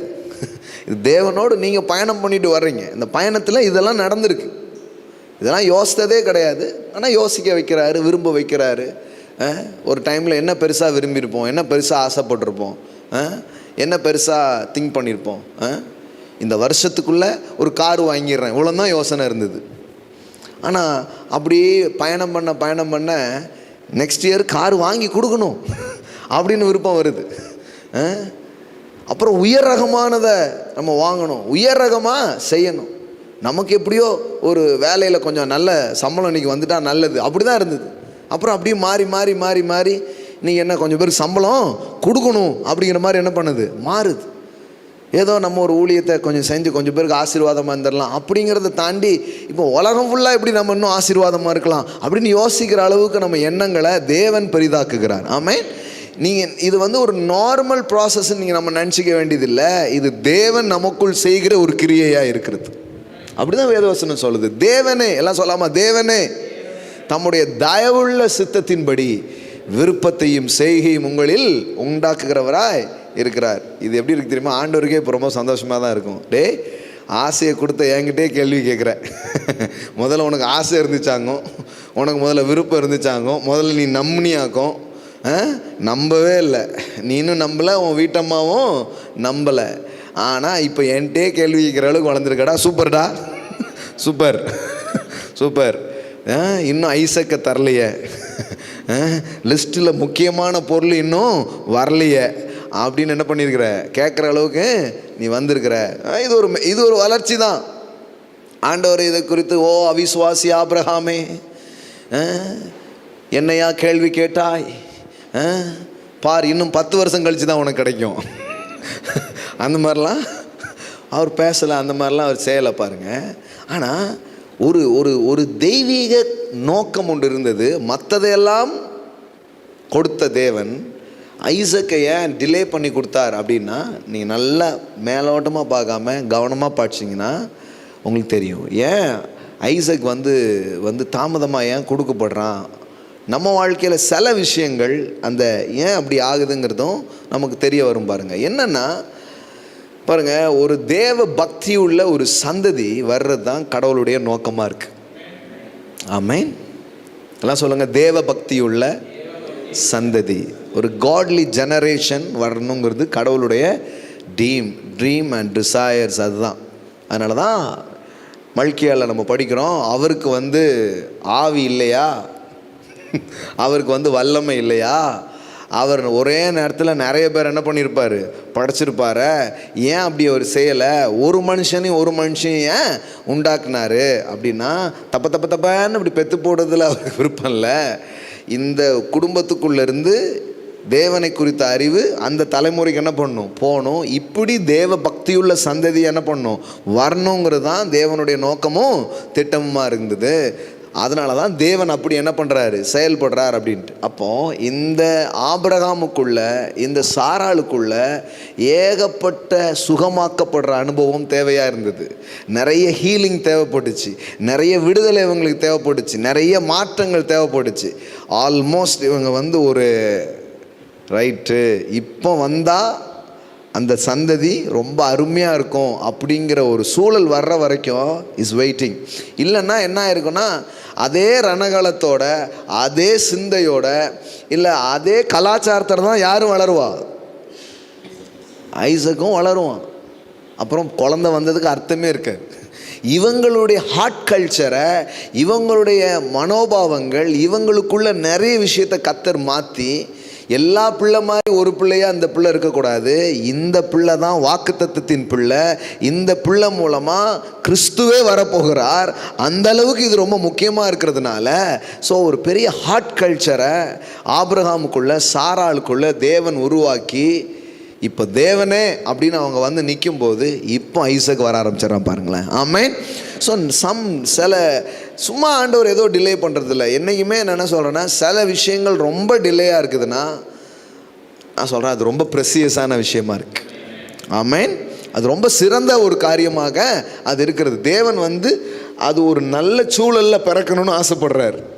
அது எந்த டிஸ்டர்ப் இல்லாமல், எந்த பாதிப்பு இல்லாமல் அந்த குழந்தை வளரணும் அவர் என்ன பண்ணுறாரு, ஆசைப்படுறார். அந்த காரியம் இருக்கணும்னு என்ன பண்ணுறாரு, ஆசைப்படுறார். அதனால தான் பாருங்கள், இவங்க ஆல்மோஸ்ட் இப்போது பிகினிங்கில் முதல்ல நமக்கு பிறக்கிற குழந்தை, கொஞ்சம் வருஷம் கழித்து பிறக்கிற குழந்தை, லிட்ரலாக அப்படியே பாருங்களேன், அன்றைக்கி இருந்த மெச்சூரிட்டியில் அந்த குழந்தைய எப்படி ஹேண்டில் பண்ணியிருப்போம், அப்புறம் கொஞ்ச நாளுக்கு அப்புறம் பிறக்கிற குழந்தைய எப்படி ஹேண்டில் பண்ணுறோம், இது எல்லாமே ஒரு பெரிய வித்தியாசத்தை ஏற்படுத்துது பாருங்கள். ஸோ தேவன் ஐசக்குடைய பிறப்பை குறித்து அவர் ரொம்ப முக்கியமாக இருந்தார்.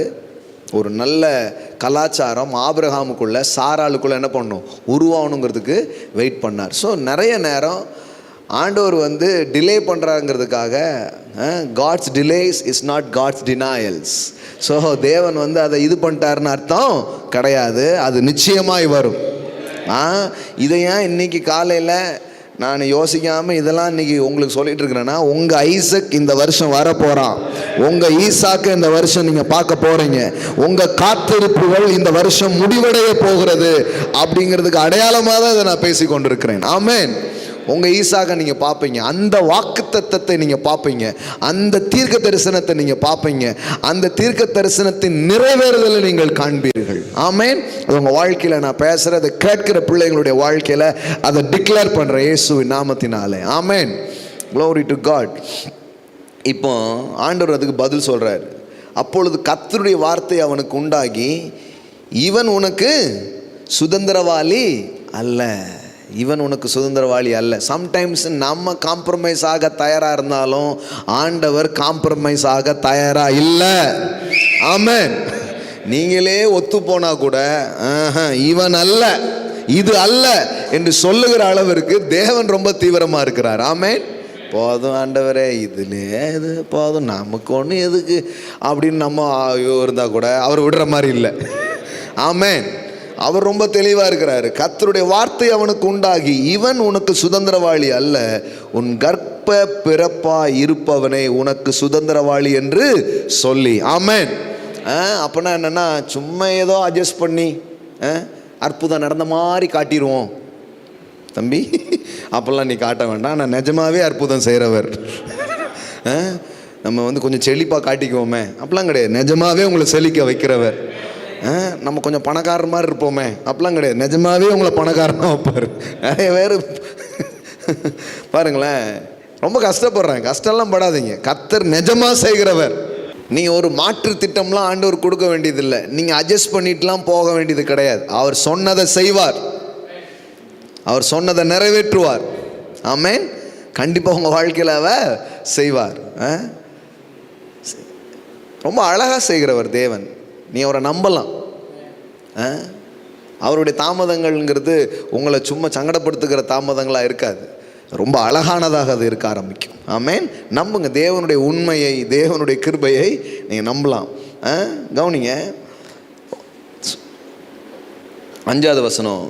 சுதந்திரவாளி என்று சொல்லி அவர் அவனை வெளியே அழைத்து, நீ வானத்தை அண்ணாந்து பார், நட்சத்திரங்களை எண்ண கூடுமானால் அவைகளை எண்ணு என்று சொல்லி, பின்பு அவனை நோக்கி, உன் சந்ததி இவனமாயிருக்கும் என்றார். அவன் கர்த்தரை விசுவாசித்தான், அதை அவர் அவனுக்கு நீதியாக எண்ணினார். பின்னும் அவர் அவனை நோக்கி, இந்த தேசத்தை உனக்கு சுதந்திரமாக கொடுக்கும் பொருட்டு உன்னை ஊர் என்னும் கல்தேயருடைய பட்டணத்திலிருந்து அழைத்து வந்த கர்த்தர் நானே என்றார். அதற்கு அவன், கர்த்தராகிய ஆண்டவரே, நான் அதை இப்போ தான் விசுவாசிச்சான்னு படித்தோம். கரெக்டா? அவன் கர்த்தரை விசுவாசித்தான், அது அவனுக்கு நீதியாக எண்ணப்பட்டது. இப்போ பாருங்கள் 8வது வசனம். அதற்கு அவன், கர்த்தராகிய ஆண்டவரே, நான் அதை சுதந்தரித்துக் கொள்வேன் என்று எதினால் அறிவேன் என்றார். நல்லா இருக்கியா அவன் விசுவாசம். இப்போ தான் கன்வென்ஷன்லாம் முடிஞ்சு கலப்பா பேருக்கு காலையிலே கேள்வி. அது மாதிரி கர்த்தரை விசுவாசித்தான். ஓஹோ, பயப்புள்ள நம்பிட்டு போலன்னு பார்த்தா, சரியா எதனால் நடக்கும், எதனால் அறிவேன் அப்படிங்க. இங்கே வா, உன் டவுட்டை நீக்கிறதுக்கு ஒரு பிளானை நான் என்ன பண்ணியிருக்கிறேன், வச்சிருக்கிறேன் அப்படிங்கிறாரு. பாருங்கள். அதற்கு அவன், கர்த்தராகிய ஆண்டவரே, நான் அதை சுதந்தரித்து கொள்வேன் என்று எதினால் அறிவேன் என்றார். நிறைய பேருக்கு இது மாதிரி இது இருக்குது பாருங்கள். ப்ராமிஸ். தேவன் நிறைய வாக்குத்தத்தங்கள் பண்ணுறாரு. இந்த வாக்குத்தத்தங்களை நான் சுதந்தரிப்பேன்ங்கிறதுக்கு என்ன உத்தரவாதம், என்ன கேரண்டி, அதுக்கு எதை வச்சு நான் அதை நம்ப முடியும் அப்படின்னு கேட்குறோம். பாருங்கள், எதை வச்சு நம்ப முடியும்? அவர் சொல்கிறார், அதற்கு அவர் 3 வயது கிடாரியையும் 3 வயது வெள்ளாட்டையும் 3 வயது ஆட்டுக்கடாவையும் ஒரு காட்டுப்புறாவையும் ஒரு புறா குஞ்சையும் என்னிடத்தில் கொண்டு வா என்றார். அவன் அவைகள் எல்லாவற்றையும் அவரிடத்தில் கொண்டு வந்து அவைகளை நடுவாக துண்டித்து துண்டங்களை ஒன்றுக்கொன்று எதிராக வைத்தான். பட்சிகளை அவன் துண்டிக்கவில்லை. பறவைகள் அந்த உடல்கள் மேல் இறங்கின. அவைகள் ஆபிரகாம் துரத்தினான். சூரியன் அஸ்தமிக்கும் போது ஆபிரகாமுக்கு அயர்ந்த நித்திரை வந்தது. திகிலும் காரிலும் அவனை மூடிக்கொண்டது. அப்பொழுது அவர் ஆபிரகாமை நோக்கி, உன் சந்ததியார் தங்கள் அல்லாத அந்நிய தேசத்தில் பரதேசிகளாயிருந்து அத்தேசத்தாரை சேவிப்பார்கள் என்றும் அவர்கள் 400 வருஷம் உபத்திரப்படுவார்கள் என்றும் நிச்சயமாய் அறிய கடவாய். இவர்கள் சேவிக்கும் ஜாதிகளை நான் நியாயம் தீர்ப்பேன். பின்பு மிகுந்த பொருள்களுடனே புறப்பட்டு வருவார்கள். நீ சமாதானத்தோடு உன் பிதாக்களிடத்தில் சேருவாய். நல்ல முதிர் வயதிலே அடக்கம் பண்ணப்படுவாய். 4ஆம் தலைமுறையில் அவர்கள் இவ்விடத்திற்கு திரும்ப வருவார்கள், ஏனென்றால் எமோரியருடைய அக்கிரமம் இன்னும் நிறைவாகவில்லை என்றார். சூரியன் அஸ்தமித்து காரில் உண்டான பின்பு இதோ புகைக்கிற சூளையும் அந்த துண்டங்களின் நடுவே கடந்து போகிற அக்கினி ஜுவாலையும் தோன்றின. அந்நாளில் கர்த்தர் ஆபிரகாமோடு உடன்படிக்கை பண்ணி எகிப்தின் நதி துவங்கி ஐபிராத்து நதி என்னும் பெரிய நதி மட்டும் உள்ளதும் கேனியரும் கெனீசியரும் கத்மோனியரும் ஏத்தியரும் பெரிசியரும் ரெபாயிமியரும் எமோரியரும் கானானியரும் கீர்காசியரும் எபூசியரும் என்பவர்கள் இருக்கிறதுமான இந்த தேசத்தை உன் சந்ததிக்கு கொடுத்தேன் என்றார். ஒன்றும் இல்லை, சிம்பிளாக சொல்லணும்னா அவன் கூட கவனன்ட் பண்ணுறார், அவன் கூட உடன்படிக்கை பண்ணுறாரு. அந்த உடன்படிக்கைக்கு அடையாளமாக அங்கே மிருகங்கள் வெட்டப்படுகிறது, அதோடைய ரத்தங்கள் சிந்தப்படுகிறது. அதுக்கு நடுவில் தான் என்ன நடக்குது? கவனன்ட்டே நடக்குது. ஸோ கவனன்ட்னா என்ன, உடன்படிக்கைனா என்னன்னா அது உயிரை விட மேலானது. ஆமேன்.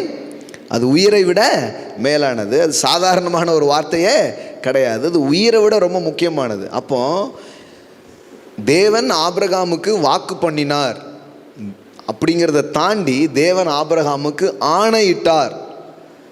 அதுவும் எப்படி பண்ணார்னா, உடன்படிக்கையின் ஆணையை ஆபிரகாமுக்கு என்ன பண்ணார்? செய்தார். அந்த அந்த அந்த அந்த அந்த கலாச்சாரத்தில் இரத்த உடன்படிக்கை செய்துவிட்டால் அதை யாருமே என்ன பண்ண மாட்டாங்க, மீறவே முடியாது. அப்படி மீறினவர்களை யாரும் முக்கியமாக நினைக்கிறது இல்லை.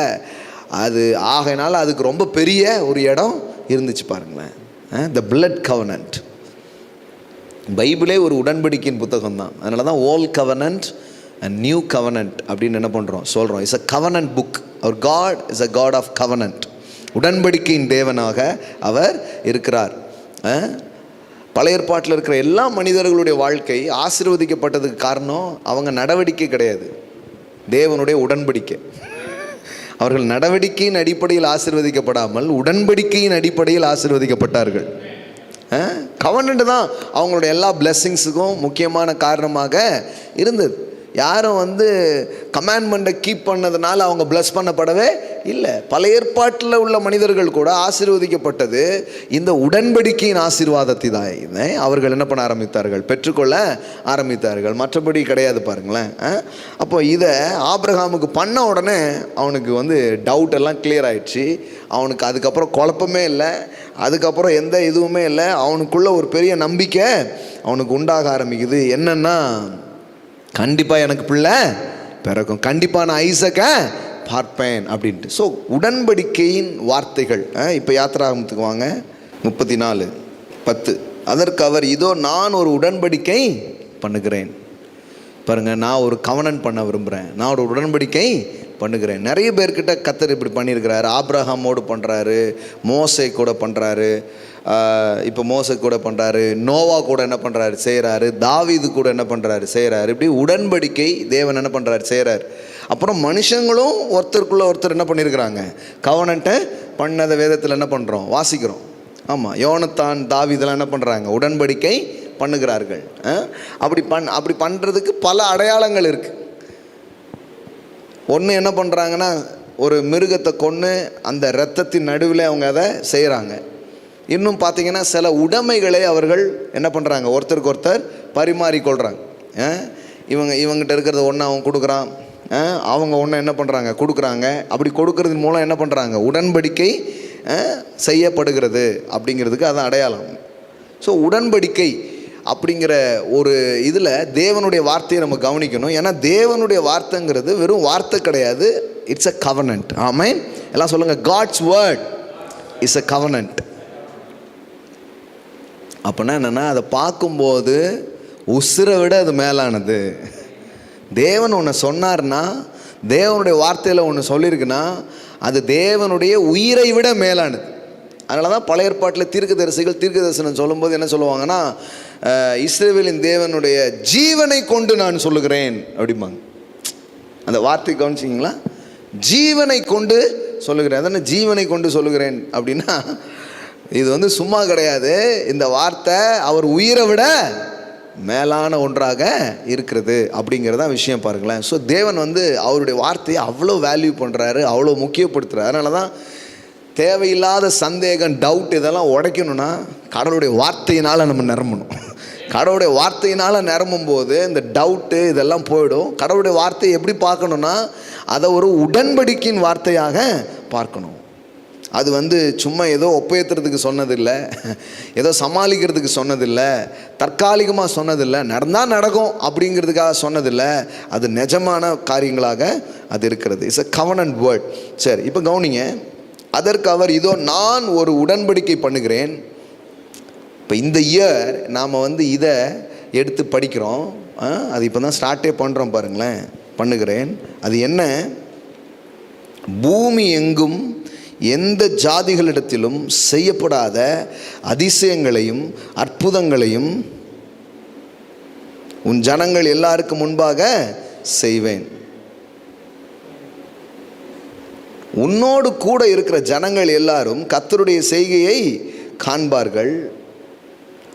உன்னோடு கூட இருந்து நான் செய்யும் காரியம் பயங்கரமாக இருக்கும். ஆமென்.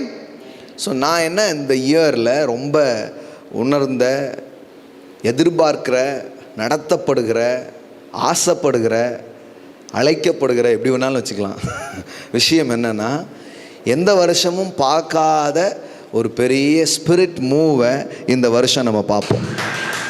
ஆமென். எந்த வருஷமும் காணாத ஒரு ஒரு ஒரு ஒரு கிரேட் ஸ்பிரிட் மூவை இந்த இயர் நம்ம பார்ப்போம். ஆமென். அது அதான் சொன்னேன். இன்னைக்கு கூட இப்போ பாடல் பாடும்போது சொன்னோம் இல்லையா, ஆசையாய் நிற்கிறோம் அப்படிங்கிற மாதிரி. இப்படிலாம் பார்த்ததே இல்லை. எந்த ஜனத்திலும் செய்யப்படாத, அப்படின்னா என்னென்ன, அதை கேள்வி கூட பட்டிருக்க மாட்டாங்க. அந்த மாதிரி நிறைய கிரியேட்டிவ்ஸ், மிரக்கிள்ஸை இந்த வருஷம் நம்ம பார்க்க போகிறோம். அதுக்கான ஒரு மூவை ஆவியானவர் நமக்கு செய்ய ஆரம்பிக்கிறார் நான் நம்புகிறேன். அதுக்காக நம்மளை அழைக்கிறார் நான் நம்புகிறேன். அதை அவர் வெளிப்படுத்துகிறாருன்னு நான் உணர்கிறேன். ஆமென். எல்லா ரீதியிலையும் ஆவியில், ஆத்துமாவில், உங்கள் சரீரங்களிலே, உங்கள் குடும்பங்களிலே, உங்கள் ஃபைனான்ஸில், உங்கள் பிஸ்னஸில், உங்களுடைய ஆவியின் வரங்களிலே, தேவனுக்காக, சபையாக, நீங்கள் நம்ம எல்லா ரீதியிலையும் ஒரு இயற்கைக்கு அப்பாற்பட்ட ஒரு காரியத்தை நாம் பார்க்க போகிறோம். ஸோ அதனால தான் இந்த year the year of supernatural. ஆமென். இது வழக்கமாக எனக்கு 1ஆம் தேதி வரைக்குமே நிறைய நேரம் ஏதாவது ஒரு தீம் ஆண்டவர்னா ஒரு நாள் வராது. அப்படியே அங்கே போய் வர்ஷிப் பண்ணிகிட்டு இருக்கும்போது பேசுவேன் நான். அப்படி தான் நிறைய வருஷங்கள் ஆயிருக்கு. ஆனால் இந்த வருஷம் ஒரு செவ்வாய்க்கிழமையில் பைபிள் ஸ்டடி, அன்றைக்கி யாரெல்லாம் இருந்தீங்க? நீங்களாம் வந்துருந்தீங்களே. செவ்வாய்க்கிழமை பைபிள் ஸ்டடி நடந்துகிட்டு இருக்கும்போது அப்போவுமே ப்ராஃபஸி ஸ்டார்ட் ஆகிடுச்சு. அப்போ தான் நான் சொல்லிகிட்டு இருந்தேன், ஆண்டவர் 1ஆம் தேதி கரெக்டாக 12:01 ரைட் தீர்க்க தரிசனம் சுவிட்ச் ஆன் பண்ணியாச்சு அப்படின்ட்டுலாம் சொல்கிறதுங்களாம் கிடையாது. அவர் முன்னாடி கூட சொல்வார், அவரை யார் கேட்க முடியும் அப்படின்ட்டு. அப்போ அன்னைக்கே நிறைய ப்ராஃபஸி என்ன பண்ணிடுச்சு. நீங்கள் முந்தின வாரம் உள்ள செவ்வாய்க்கிழமை பைபிள் ஸ்டடி பார்த்தீங்கன்னா உங்களுக்கு தெரிய ஆரம்பிச்சிடும். அதுலேயே நிறைய ப்ராஃபஸி வேர்டெலாம் என்ன பண்ண ஆரம்பிச்சிச்சு, வர ஆரம்பிச்சிச்சு. அப்போ அதில் ரொம்ப குறிப்பாக நான் உணர்ந்தது என்னென்னா, த கால் ஃபார் சூப்பர் நேச்சுரல். ஆமென். அப்போ ஒரு காரியத்தை நம்ம பேசணும். இதுவரைக்கும் இந்த உலகம் இந்த நேச்சுரல் வேர்ல்டில் இருக்கிற சாத்தியங்கள் இதிலேயே தான் வாழ்ந்துருக்குறோம். இதிலே தான் நம்ம மனதும் பழகிருக்கு. 3 விதமான மண்டலங்கள் இருக்குது பாருங்களேன். நிறைய மண்டலங்கள் இருந்தாலும் அது 3ஆக என்ன பண்ணலாம், சிம்பிளாக பிடிச்சிடலாம். ஒன்று ஃபிசிக்கல், இன்னொன்று மென்டல், இன்னொன்று ஸ்பிரிச்சுவல். சாதாரணமாக ஒரு வேலை செய்கிறதா இருந்தால் கூட அந்த வேலையை நீங்கள் வெறும் ஃபிசிக்கலாகவும் பண்ண முடியும். வெறும் உடம்பை மட்டுமே உபயோகப்படுத்தி செய்கிற வேலைகளும் இருக்குது. அதே நேரத்தில் கொஞ்சம் புத்தி, கொஞ்சம் அறிவு, கொஞ்சம் மூளை, எண்ணங்கள், கற்பனைகள், சிந்தனை உலகத்திலிருந்து செய்கிறதும் இருக்குது. அது இதை விட கொஞ்சம் எப்படி இருக்குது, எஃபெக்டிவாக இருக்க ஆரம்பிக்கும். கொஞ்சம் ஏதாவது மண்டையில் இருக்கா இப்படி செஞ்சிட்ருக்கே அப்படிமோ. அப்படின்னா என்ன அர்த்தம்? வெறும் ஃபிசிக்கல் வேர்ல்டில் தான் ஆப்ரேட் ஆகிருக்காரு, இன்னும் எதை யூஸ் பண்ணல. அறிவு இருந்தால் அதை செய்வியா அப்படி. அப்போ அப்போ இன்னொரு மேலான உலகம் இருக்குதுன்னு மக்கள் நம்புகிறாங்க. அதனால தான் அதை சொல்கிறாங்க, நீ கொஞ்சம் யோசித்திருந்துருக்கலாம், நீ இதை வேறு மாதிரி யோசித்திருந்து செய்யலாம் அப்படின்னு சொல்கிறாங்க. அப்போ சரீரத்தில் இருந்து செயல்படுறது, எண்ணம் மனது இதிலிருந்து செயல்படுறது. பாருங்கள், நம்ம இது ரெண்டையுமே எப்போவுமே நம்ம பேசுகிறோம். ஒரு மனிதன் ஃபிசிக்கலாக செய்கிறதுங்கிறது ரொம்ப முக்கியமாக தான் இருக்குது, இல்லைன்னு கிடையாது. ஆனால் அதை தாண்டி அவன் இருக்கிறான். அவன் வெறும் உடம்பு கிடையாது, அவன் யாராக இருக்கிறான்? அவனுக்குள்ளே ஆத்துமா இருக்கிறது, அவனுக்குள்ளே எண்ணங்கள் இருக்கிறது, கற்பனைகள் இருக்கிறது, சிந்தனைகள் இருக்கிறது. அதனால தான் உடல் உழைப்பை பயன்படுத்தி கஷ்டப்பட்டுட்டே இருப்பான். அவனுக்கு சம்பளம் பாருங்கள் அவ்வளோதான் இருக்கும். ஆனால் ஒருத்தர் வந்து படத்தை மட்டும் வரைஞ்சி கொடுத்துட்டு இதெல்லாம் பண்ணிடுங்க அப்படின்னு சொன்னால் அவருக்கு இவரோட காசு கூட, அவர் இன்ஜினியர் அப்படின்றதான். அப்போ என்ன, ஃபிசிக்கல் எஃபர்ட்டுன்னு பார்த்தா இவர் ஃபிசிக்கலி நிறைய என்ன பண்ணியிருக்கிறாரு, எஃபர்ட்டை போட்டிருக்காரு. ஆனால் இவர் வந்து மேலான ஒரு உலகத்தில் இன்னொருத்தர் இருக்கிறாரு, அவர் வந்து வெறும் சிந்தனை, கற்பனைகள், அறிவு இதில் யூஸ் பண்ணுறாரு. அது இதை விட என்ன பண்ண ஆரம்பிக்குது, கூடுதல் எஃபெக்டாக வர ஆரம்பிக்குது. இதெல்லாமே நம்ம பார்த்துக்கிட்டே தான் இருக்கிறோம். அதனால தான் கஷ்டப்பட்டு நான் உழைச்சேன் அப்படின்னு சொல்கிறவங்க அங்கேயே தான் உட்காந்துருக்காங்க.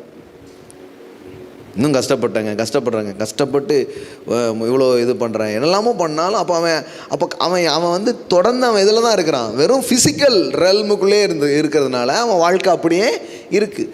சிலர் அந்த ஃபிசிக்கல் ரெல்மை தாண்டி எங்கே வர்றாங்கன்னா மென்டல் ரெல்மு, தாட் ரெல்முக்குள்ளே அவங்க என்ன பண்ணுறாங்க, வர்றாங்க. பாருங்கள், நான் இதை பற்றி நிறைய நான் பேசியிருக்கிறேன். எனக்கு தெரிஞ்சு நான் ரொம்ப அதிகமாக பேசினது இந்த மென்டல் ரெல்மை பற்றி, சிந்தனையை குறித்து, எண்ணங்களை குறித்து, கற்பனைகளை குறித்து அதிகமாக பேசியிருக்கிறேன். அதுவும் லாஸ்ட்டாக பிகினிங்கில் உள்ள பிரசங்கத்திலேருந்து இப்போ வரைக்கும் பார்த்தீங்கன்னா அதை குறித்து நிறைய காரியங்கள் என்ன பண்ணியிருக்கிறோம், வேறு மாதிரி நிறைய சொல்லிகிட்டே இருக்கிறோம். அதுவும் நான் படித்தது, வளர்ந்தது எல்லாம் அந்த மாதிரி இருந்தது. வேதவசமும் அதை பற்றி நிறைய சொல்கிறதுனால அதை பற்றி நிறைய என்ன பண்ணியிருக்கிறோம், பேசிகிட்டே இருக்கிறோம். ஸோ எண்ணத்திற்கு ஒரு வலிமை இருக்கிறது. ஆமென்.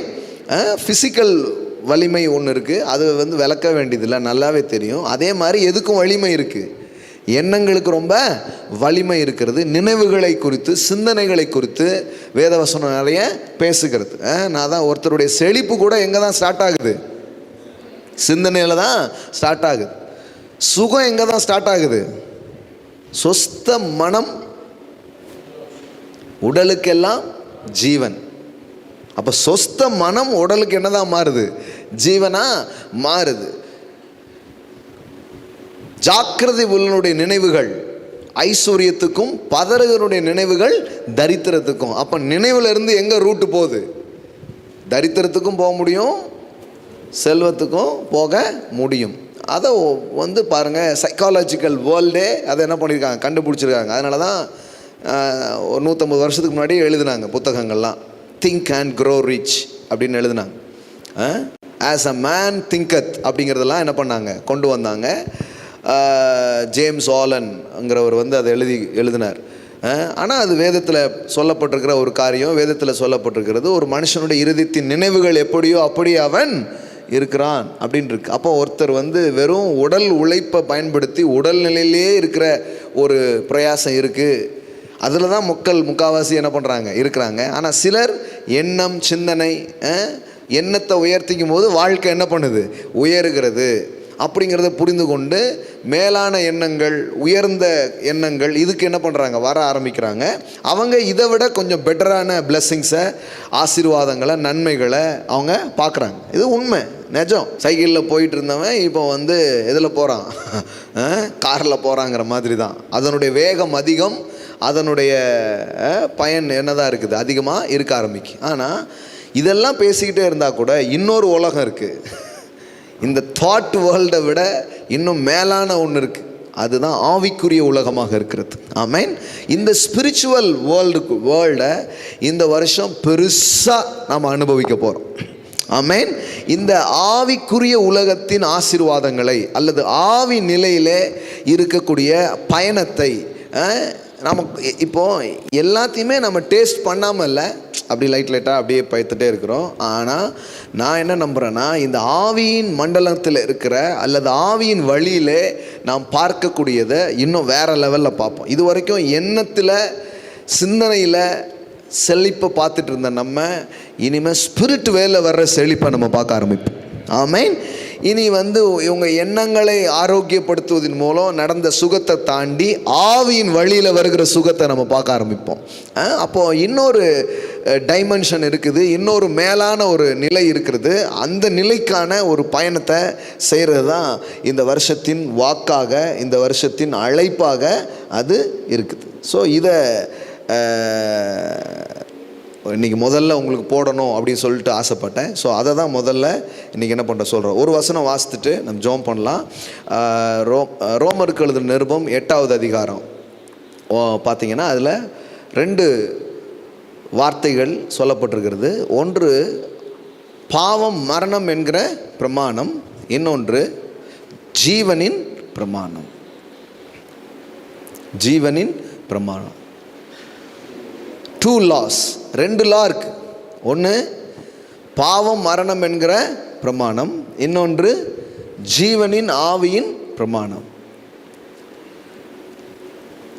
பாருங்க, நம்ம இந்த நேச்சுரல் வேர்ல்டில் எல்லாமே இப்போ நம்ம ஏதாவது ஒன்று சொல்கிறோம், ஆவிக்குரிய உலகத்தை பற்றி சொல்கிறோம், அதுவும் நிஜம்தான். இப்போ நோய் இருக்கா, அதுவும் நிஜம்தான். சுகம் இருக்கா, அதுவும் நிஜம்தான். தரித்திரம் இருக்கா, இருக்கு. செழிப்பு இருக்கா, இருக்கு. ஜீவன் இருக்கா, இருக்குது. மரணம் இருக்கா, இருக்கு. சந்தோஷம் இருக்கா, இருக்கு. துக்கம் இருக்கா, இருக்கு. ஸோ ரெண்டுமே நிஜம்தான், ரெண்டுமே நிஜம்தான். இப்போ என்ன விஷயம்னா, எந்த லாவை அல்லது எந்த உலகத்தை நம்ம ஆப்ரேட் பண்ணுறோம் அப்படிங்கிறது தான் முக்கியம் பாருங்கள். ஆனால் நம்மளுடைய மனசுக்கு நம்ம வாழ்ந்து வந்த விதத்தில் எந்த உலகம் நமக்கு ரொம்ப அறிமுகமாக இருக்குது அப்படின்னு பார்த்தா இந்த இந்த நேச்சுரல் லாஸ். இதை இப்போ இந்த மைக்கை விட்டால் கண்டிப்பாக கீழே விழும். அந்த கிராவிட்டி தான் எல்லாருடைய மனதிலையும் அதிகமாக பழகிருக்கு. அது கிட்டத்தட்ட எப்படி இருக்குன்னா, பாவம் மரணம் என்கிற பிரமாணத்தை போல அது இருக்கிறது. அது ஈர்க்கிறது. இந்த உலகத்தில் விழ முடியும் அப்படிங்கிறது எல்லாரும் நம்புகிறாங்க. ஆனால் அப்படி நம்பிக்கொண்டிருந்த உலகத்துக்கு நடுவில் தான் 2 பேர் இன்னொன்று நம்பினாங்க. என்ன நம்பினாங்கன்னா, பறக்க முடியும் அப்படின்னு நம்பினாங்க. பறக்க முடியும் அப்படின்னு நம்பினாங்க. அப்போ அவங்க பைத்தியக்காரமாக இருந்தது. அது எப்படி பறக்க முடியும்? கண்டிப்பாக பறக்க முடியாது. 2 லூசுகள் இந்த பக்கமாக சுற்றிக்கிட்டு இருக்கு, பார்த்துக்கோங்க அப்படின்னு என்ன பண்ணிட்டாங்க, பத்திரிக்கையெல்லாம் எழுதிட்டாங்க. கடைசியில் 1 வாரம் கழித்து தான் எல்லாரும் லூசுகள், இவங்க 2 பேரும் தான் புத்திசாலின்னு உலகத்துக்கு தெரிஞ்சிச்சு. அதே பத்திரிகையில் எழுதினாங்க, நியூயார்க் டைம்ஸில் எழுதினாங்க, மகா புத்திசாலிகள் நம் நடுவிலே தோன்றிவிட்டார்கள் அப்படின்னு சொல்லிட்டு. காற்றை விட கனமான ஒன்று காற்றில் பறக்கவே முடியாது அப்படிங்கிற லாவை பிரேக் பண்ணுற இன்னொரு லா இருக்குது. நான் சொல்கிறேன், இது வரைக்கும் வியாதி, மரணம், தரித்திரம், இந்த மாதிரியே நேச்சுரல் திங்ஸே பார்த்துட்டு இருந்த இந்த உலகத்துக்கு நடுவில் தேவன் இன்னொரு விஷயத்தை தன்னுடைய பிள்ளைகள் மூலம் அவர் செயல்படுத்தி காட்ட விரும்புகிறார். அது என்னன்னா, இதுவரைக்கும் மரணத்தின் சக்தியை, இதுவரைக்கும் நோயின் சக்தியை, இதுவரைக்கும் பிசாசினுடைய சக்தியை அல்லது வீழ்ச்சிக்குள்ளாகிற காரியத்தை பெருசாக பார்த்த நாம் இதை மைனஸ் பண்ணிட்டு மேலே வர்ற ஒரு ஆவிக்குரிய பிரமாணம் ஒன்று இருக்கிறது அப்படிங்கிறத செயல்படுத்தும் ஒரு தலைமுறையை தேவன் எழுப்பி கொண்டிருக்கிறார். ஆமென். அதை நம்ம பார்க்க ஆரம்பிப்போம். ஆனால் அதை நம்ம பேசும்போது ரைட் பிரதர்ஸ் மாதிரி தான் நம்மளை பார்ப்பாங்க. இப்போது ஒரு நோய் ஒருத்தன்ட்டு ஒருத்தனுக்கு பரவுது பாருங்களேன், அது எல்லாராலையும் நம்ப முடியுது. ஆனால் உங்ககிட்ட இருக்கிற ஜீவன் அதை விட பரவ முடியும். ஆமென். என்னமோ தெரில, இவரை சந்தித்தேன், என் வாழ்க்கையே மாறிடுச்சு. என்னமோ தெரில, இவரோட பேசிகிட்டு இருந்தேன், அதுக்கப்புறம் என்கிட்ட இருந்த பேட் ஹேபிட்ஸே போயிடுச்சு. என்னமோ தெரில, இவர் கூட பேசிகிட்டு இருந்தேன், அன்னையிலேருந்து என் வாழ்க்கை செழிக்க ஆரம்பிச்சிடுச்சு.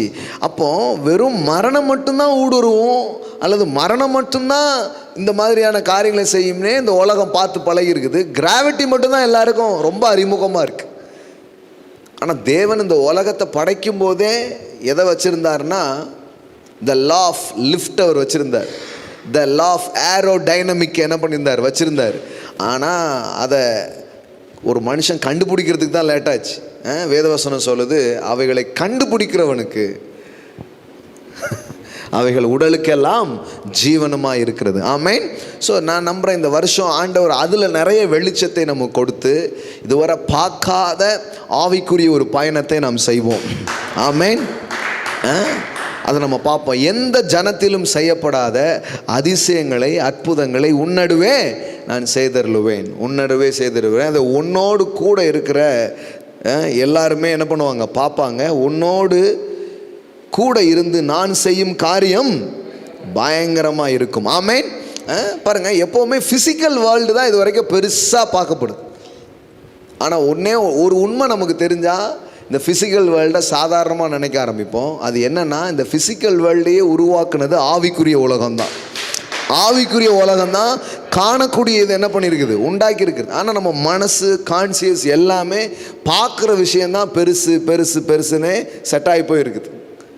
நான் நம்புகிறேன் ஆவியானவர் இந்த வருஷம் அதிலிருந்து நம்மை உயிர்ப்பிப்பார். இந்த வருஷம் நம்மை அதிலிருந்து விடுதலை ஆக்குவார். இயேசு சொல்கிறாரு பாருங்க, எவனாகிலும் ஒருவன் இந்த மலையை பார்த்து பெயர்ந்து போ.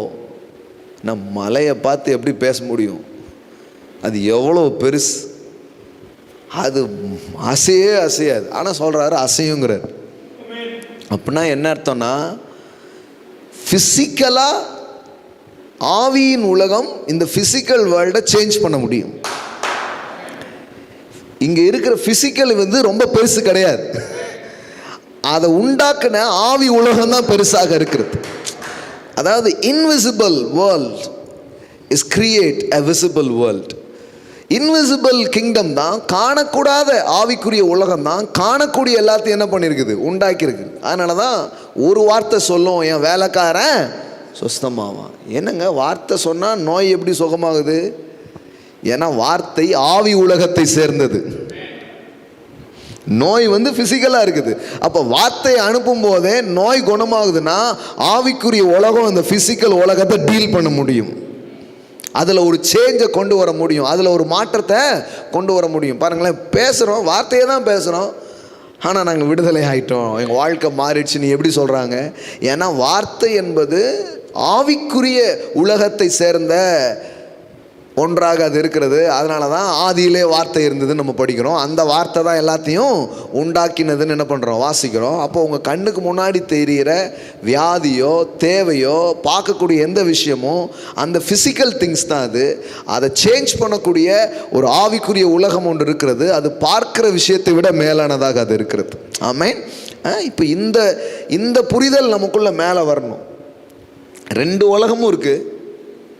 உலகமும் இருக்குது, ரெண்டுமே நிஜம்தான். கடல் மேலே நடக்கிறான், அதுவும் நிஜம்தான். புயல்லாம் அடிச்சுட்டு தான் இருக்குது, கடல் கொந்தளிச்சுட்டு தான் இருக்குது. அப்போ அது மேலே பேதுரு என்ன பண்ணுறான், வாக் பண்ணுறான், அதுவும் நிஜம்தான். ஆனால் கொஞ்ச நேரம் அந்த காற்றையும் அந்த அலையும் பார்த்தவொடனே என்ன பண்ணுறான், முங்குறான், அதுவும் நிஜம்தான். இப்போ ரெண்டுமே இருக்குது. இதை மேற்கொள்ளுகிற பிரமாணமும் இருக்கிறது, இதனோடு ஒத்து போகிற ஒன்றும் இருக்குது. ஆனால் நான் சொல்கிறேன், இந்த வருஷம் ஆவிக்குரிய இந்த உலகம் உங்களுக்கு நிஜங்களாக மாற ஆரம்பிக்கும். ஆமேன். இதனுடைய தன்மையை, இதனுடைய மேன்மையை, இதனுடைய உச்சங்களை நீங்களும் நானும் பார்க்குற ஒரு வருஷமாக இருக்கும். ஆமேன். நமக்குள்ளே அந்த ஆசை இந்த வருஷம் ரொம்ப அதிகமாக வரட்டும். ஏன்னா நிறைய நேரம் ஆவியானவர் நம்மளை அழைக்கிறது மட்டும் இல்லை, நாம் அதில் ஸ்டெப்பின் பண்ண வேண்டியதும் அவசியமாக இருக்குது. பேதுரு கேட்குறா பார்த்தீங்களா, ஆண்டவரே நீரே ஆனால் நானும் இதில் வரட்டும் சொன்னார். வா, அதான் கால். ஆமேன். வா அப்படின்னு அழைக்கிறார் பாருங்களேன். நான் சொல்கிறேன், இந்த வருஷம் அப்படி தான் கூப்பிட்றாரு. வா, இது வரைக்கும் இயற்கை உன்னை ஆண்டது போதும், இனிமே இயற்கையை நீ ஆள போகிறாய். ஆமேன். இயற்கையை நீ என்ன பண்ண போற, ஆள போறா. இது வரைக்கும் சூழ்நிலைகள் உன்னை ஆண்டது, இனிமேல் சூழ்நிலைகளை நீ ஆள போற. இதுவரைக்கும் வியாதிகள் பலவீனங்கள் உன்னை ஆண்டது, இப்போ இனிமேல் நீ அதை ஆள போகிறாய். வா. பாருங்க, புயல் காத்துலாம் அதுக்கு முன்னாடி அவன் பயந்துட்டு தான் இருந்தான் அதை பார்த்து. ஆனால் முதல்ல ஒரு சாயல் அவன் பார்க்குறான், அதுக்கு மேலே அவர் நடந்து வர்றார். இதுவரைக்கும் அவன் அதை பார்த்ததில்லை. ஆமேன். அப்படியே எழுந்து நிற்கலாம். Thank you Lord Jesus. இதுவரைக்கும் அவன் அப்படி பார்த்தது கிடையாது. ஃபஸ்ட்டு டைம் இதுவரைக்கும் அவன் பார்த்தது என்னன்னா, இயற்கை மனிதனுக்கு என்ன செய்யணும்னு நினைக்கிறதோ செஞ்சுட்டு போவோம். இதை தான் பேதுரு அனுபவத்தில் பார்த்துருக்குறான். அதனால தான் மனிதர்கள் ஒரு காலகட்டத்தில் இயற்கையே பயந்து இயற்கையே கும்பிட ஆரம்பித்தாங்க. காற்று, நெருப்பு இதெல்லாம் கடவுளாக கும்பிட ஆரம்பித்ததனுடைய நோக்கம் அதுதான். ஆனால் முதல்ல இப்போ அவன் ஒன்று பார்க்குறான், இது வரைக்கும் பார்க்காத ஒரு காட்சியை பார்க்குறான். அது என்னென்னா, இயற்கையை ஒருத்தர் ஆளுகிறார், கடல் மேலே ஒருத்தர் நடந்து வரார், காற்றும் புயலும் இவரை கண்டு நடுங்குகிறது, அது மேலே வாக் பண்ணக்கூடிய ஒரு காட்சியை அவன் பார்க்குறான். அவனுக்குள்ளேயும் அந்த ஆசை வருது பாருங்களேன். பாருங்க, சூப்பர் நேச்சுரலுக்கான டிசையர்ஸ் இல்லாத மனுஷனே கிடையாது. அந்த ஆசையை கடவுள் எல்லா மனுஷனுக்குள்ளேயும் போட்டிருக்கிறார். அது இந்த ஜெனரேஷனுக்குள்ள ரொம்பவே போட்டிருக்கிறார். ஆமா, அந்த விருப்பம் அதிகமா இருக்கு, அந்த விருப்பம் அதிகமா இருக்கு. ஏன் பிள்ளைங்க அந்த மாதிரி விஷயங்கள்லாம் நிறைய பார்க்குறாங்க? ஹாரி பாட்டர்ஸ் எல்லாம் ஏன் பார்க்குறாங்க? ஏன் அதெல்லாம் உங்களுக்கு பிடிக்குது?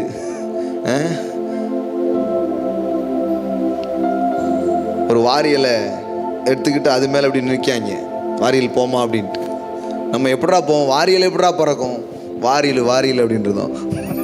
ஆனால் அவன் என்ன நினைக்கான்னா பறக்கும் அப்படின்னு நினைக்கான். அவன் மைண்டு வந்து எப்படி செட் ஆகிட்டு இருக்கு பாருங்களேன். Super natural. ஸோ அது வரைக்கும் பேதுருவே பார்த்ததே கிடையாது. இப்போ பேதுரு முதல்ல பார்க்குறான். ஒருத்தர் கடல் மேலே நடந்து வரார். அவனுக்குள்ள ஒரு டிசையர்ஸ் வருது பாருங்க. அவன் கேட்குறான், நீரே ஆனால் நானும் வரட்டும். அவர் சொல்றார், வா. அதற்கு அவர் வா என்றார். ஆமென். இதுதான் ரேமா வேர்ட். இன்னைக்கு உங்களை குறித்து அவர் சொல்றார், வா. the call for supernatural. வா. இயற்கையோடு ஒத்து போய், வியாதியோடு ஒத்து போய், அப்புறம் செத்து போய், இந்த மாதிரி ஒரு கூட்டம் இருந்துட்டே இருக்கு. ஆனா அதை மிதிக்கிற ஒரு கூட்டத்தை நான் எழுப்ப விரும்புகிறேன். அதை ஒண்ணுமில்லாம பண்ற, அது மேல நான் நடந்துட்டேன். நடந்த என் சாயலை நீ பார்த்தனா நீனும் நடப்ப. அதனாலதான் கிண்டல் பண்ணிட்டாங்க, மரணத்தை கிண்டல் பண்றவங்களா. ஓ ரஷாடலா மோ கோலாபாரா ஷேகேந்தரா காலாபாரா பாலாரா ரேபோனோ Colaba ஷாட்டாலாபாரா பாலாரா. The call for supernatural. Oh, thank you Lord Jesus. சில நேரம் அந்த சாயலை நம்ம பார்க்கணும்னு நினைக்கிறேன். அப்பதான் நமக்கே அது வருது. இயற்கையை மீது நடந்த இயேசுவை, எஸ், அவனுக்குள்ள அந்த ஆசை வருது பாருங்க. காலை எடுத்து வையினார், வச்சா அவனும் நடக்கிறான். உலக சரித்திரத்திலேயே கடல் மேலே ஒருத்தன் நடந்து போகிறான் பாருங்களேன். மனிதன். அவர் சொல்லலாம், நான் இறைவன் அப்பா, நான் இறை மைந்தன், நான் நடக்கலாம். ஆனால் நீ நடக்கணும் ஆசைப்படவே கூடாது. நீ அங்கேயே உட்காந்துக்கோ, உன்னை காப்பாற்றுறதுக்காக நான் வந்தேன் அப்படின்னு சொல்லி இருந்துருக்கலாம். ஆனால் அவர் அது சொல்ல பாருங்களேன், வா, நீயும் வா. ஏன்னா நான் வந்ததே நீ என்ன மாதிரி ஆகணுங்கிறதுக்காக தான். என்ன மாதிரி ஆகிறதுக்கு தான் உன்னை வச்சிருந்தேன். ஆனால் நீ வேற மாதிரி ஆயிட்ட. இப்போ மறுபடியும் அந்த குமாரனின் சாயலுக்கு ஒப்பாய் மறுரூபமாகும்படிக்காக ஒரு அழைப்பு நமக்கு வருகிறது. ஆமென். ஆவியானவருக்கு இந்த வருஷம் உங்க திறந்து கொடுங்க. அவர் உங்களை தூக்கிட்டு பறக்கிற ஒரு வருஷமா உங்களுக்கு எடுக்க ஆரம்பிக்கும். ஒரு சூப்பர் நேச்சுரல் மூவை உங்கள் வாழ்க்கையின் எல்லா காரியங்களும் நீங்கள் பார்க்க போகிற ஒரு வருஷமாக இது இருக்கிறது. வெறும் ஃபிசிக்கலி தாட் லெவலில் பார்த்த காரியங்கள் எல்லாம் தாண்டி ஆவியின் காரியங்களை நீங்கள் பார்ப்பீர்கள். ஆமென், ஆமென். ஆவிக்குள்ளாகும் ஆண்டு. ஆமென், ஆமென். ஹல்லேலூயா. ரே மோஷேகேன் டாலாமானா கதரபாலாரா. ஹல்லேலூயா, ஹல்லேலூயா, ஹல்லேலூயா. ஓ ரஷேந்தே ரமோகோலாபாரா retail amandre kenama shantere bele korabalara. Hallelujah, hallelujah. Daddy,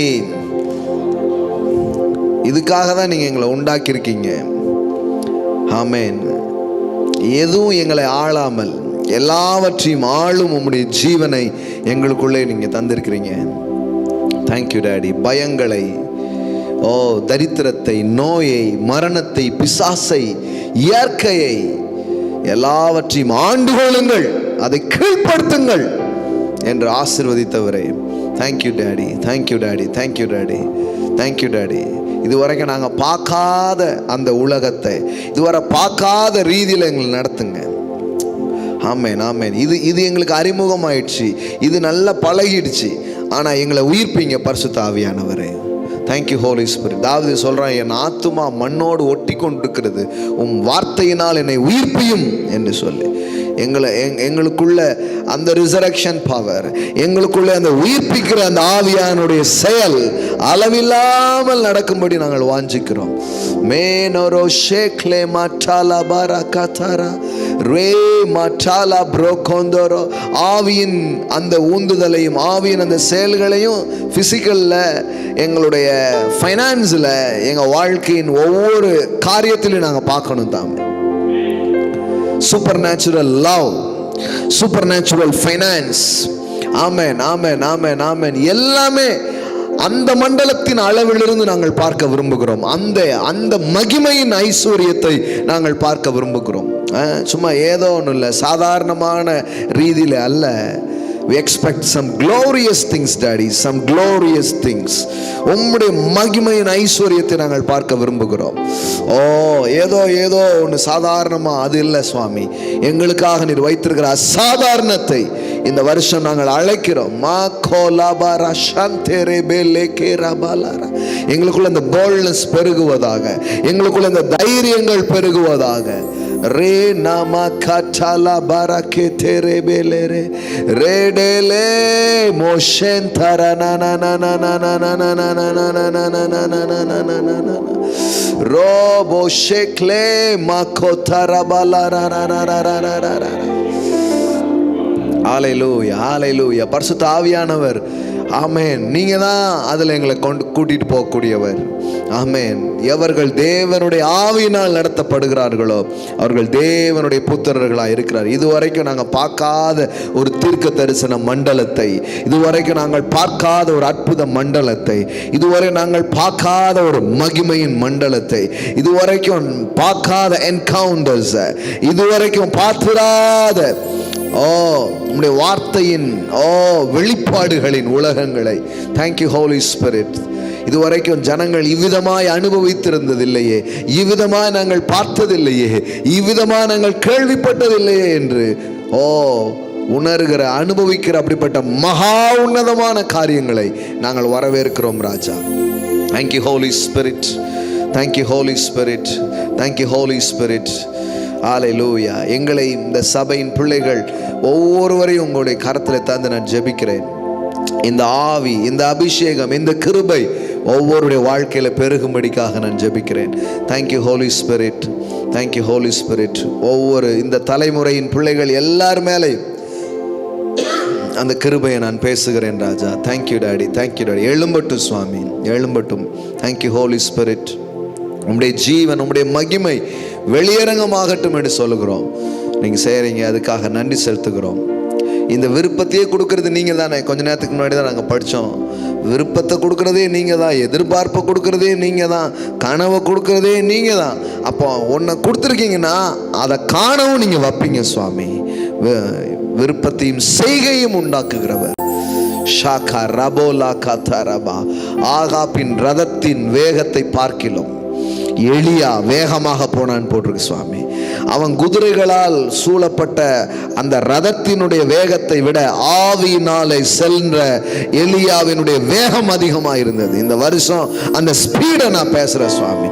இந்த பிசிக்கல் வேர்ல்டில் எவ்வளவோ பிரயாசங்களும் முயற்சிகளும் நடந்துட்டு இருந்தாலும் ஆவியானவரின் உதவியினாலே உம்முடைய பிள்ளைகள் பார்க்கிற வெற்றிகளை நான் பேசுகிறேன். அப்படிப்பட்ட ஜெயத்தை நான் பேசுகிறேன். அப்படிப்பட்ட பெருக்கத்தை நான் அவங்க வாழ்க்கைக்குள்ள நான் பேசுகிறேன் சுவாமி. Thank you Holi spirit. பலத்தினால் அல்ல, பராக்கிரமத்தினால் அல்ல, என் ஆவியினால் எல்லாம் ஆகும் என்று சொன்னீரே. இந்த வருஷம் அப்படி எங்களுக்கு இருக்கிறதற்காக நன்றி. Thank you Holi spirit.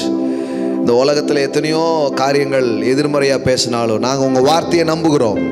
வானம் பூமி ஒழிந்தாலும் என் வார்த்தைகள் ஒழியாது என்று சொன்னது உங்களுடைய வார்த்தையை நம்புகிறோம் சுவாமி. இந்த வருஷம் எந்த ஜனத்திலும் செய்யப்படாத அதிசயங்களை, அற்புதங்களை நாங்கள் பார்ப்போம். எங்களோடு இருக்கிறவர்கள் அதை பார்ப்பார்கள். எங்கள் மூலமாய் நீர் செய்கிற காரியங்கள் பயங்கரமாக இருக்க போவதற்காக ஸ்தோத்திரம். அது தனி வாழ்வு, எங்கள் குடும்பங்கள், எங்கள் சபை, இந்த சமூகம் என்று அது விரிவடைய போகிறதற்காக ஸ்தோத்திரம் ராஜா. Thank you Holi spirit. Thank you Holi spirit. இந்த காலையில் எங்களுக்கு நீங்கள் ஊழியம் செய்ததற்காக நன்றி. இயேசுவின் உயர்ந்த நாமத்தினால் பிதாவே, ஆமென், ஆமென், ஆமென், ஆமென். Praise God. ஹalleluya. வாவ், தேவன் நல்லவர், தேவன் நல்லவர். கர்த்தருக்கென்று நாம் கொடுக்கிற நேரம். ஆமென். Thank you Jesus, thank you. ஆன்லைனில் பார்க்குற பிள்ளைங்க, ஆன்லைன் மூலமாக நீங்கள் உங்களுடைய ஆஃபரிங்ஸை நீங்கள் கொடுக்கலாம். கூகுள் பே ஆர் ஃபோன்பே அக்கௌண்ட்டில் நீங்கள் கொடுக்கலாம். அதை அனுப்பிச்சிங்கன்னா அந்த ரெசிப்ட் எடுத்து ஆஃபீஸ் நம்பருக்கு அனுப்புங்க. அவங்க அதை செக் பண்ணி உங்களுக்கு பதில் சொல்லுவாங்க. சரிங்களா?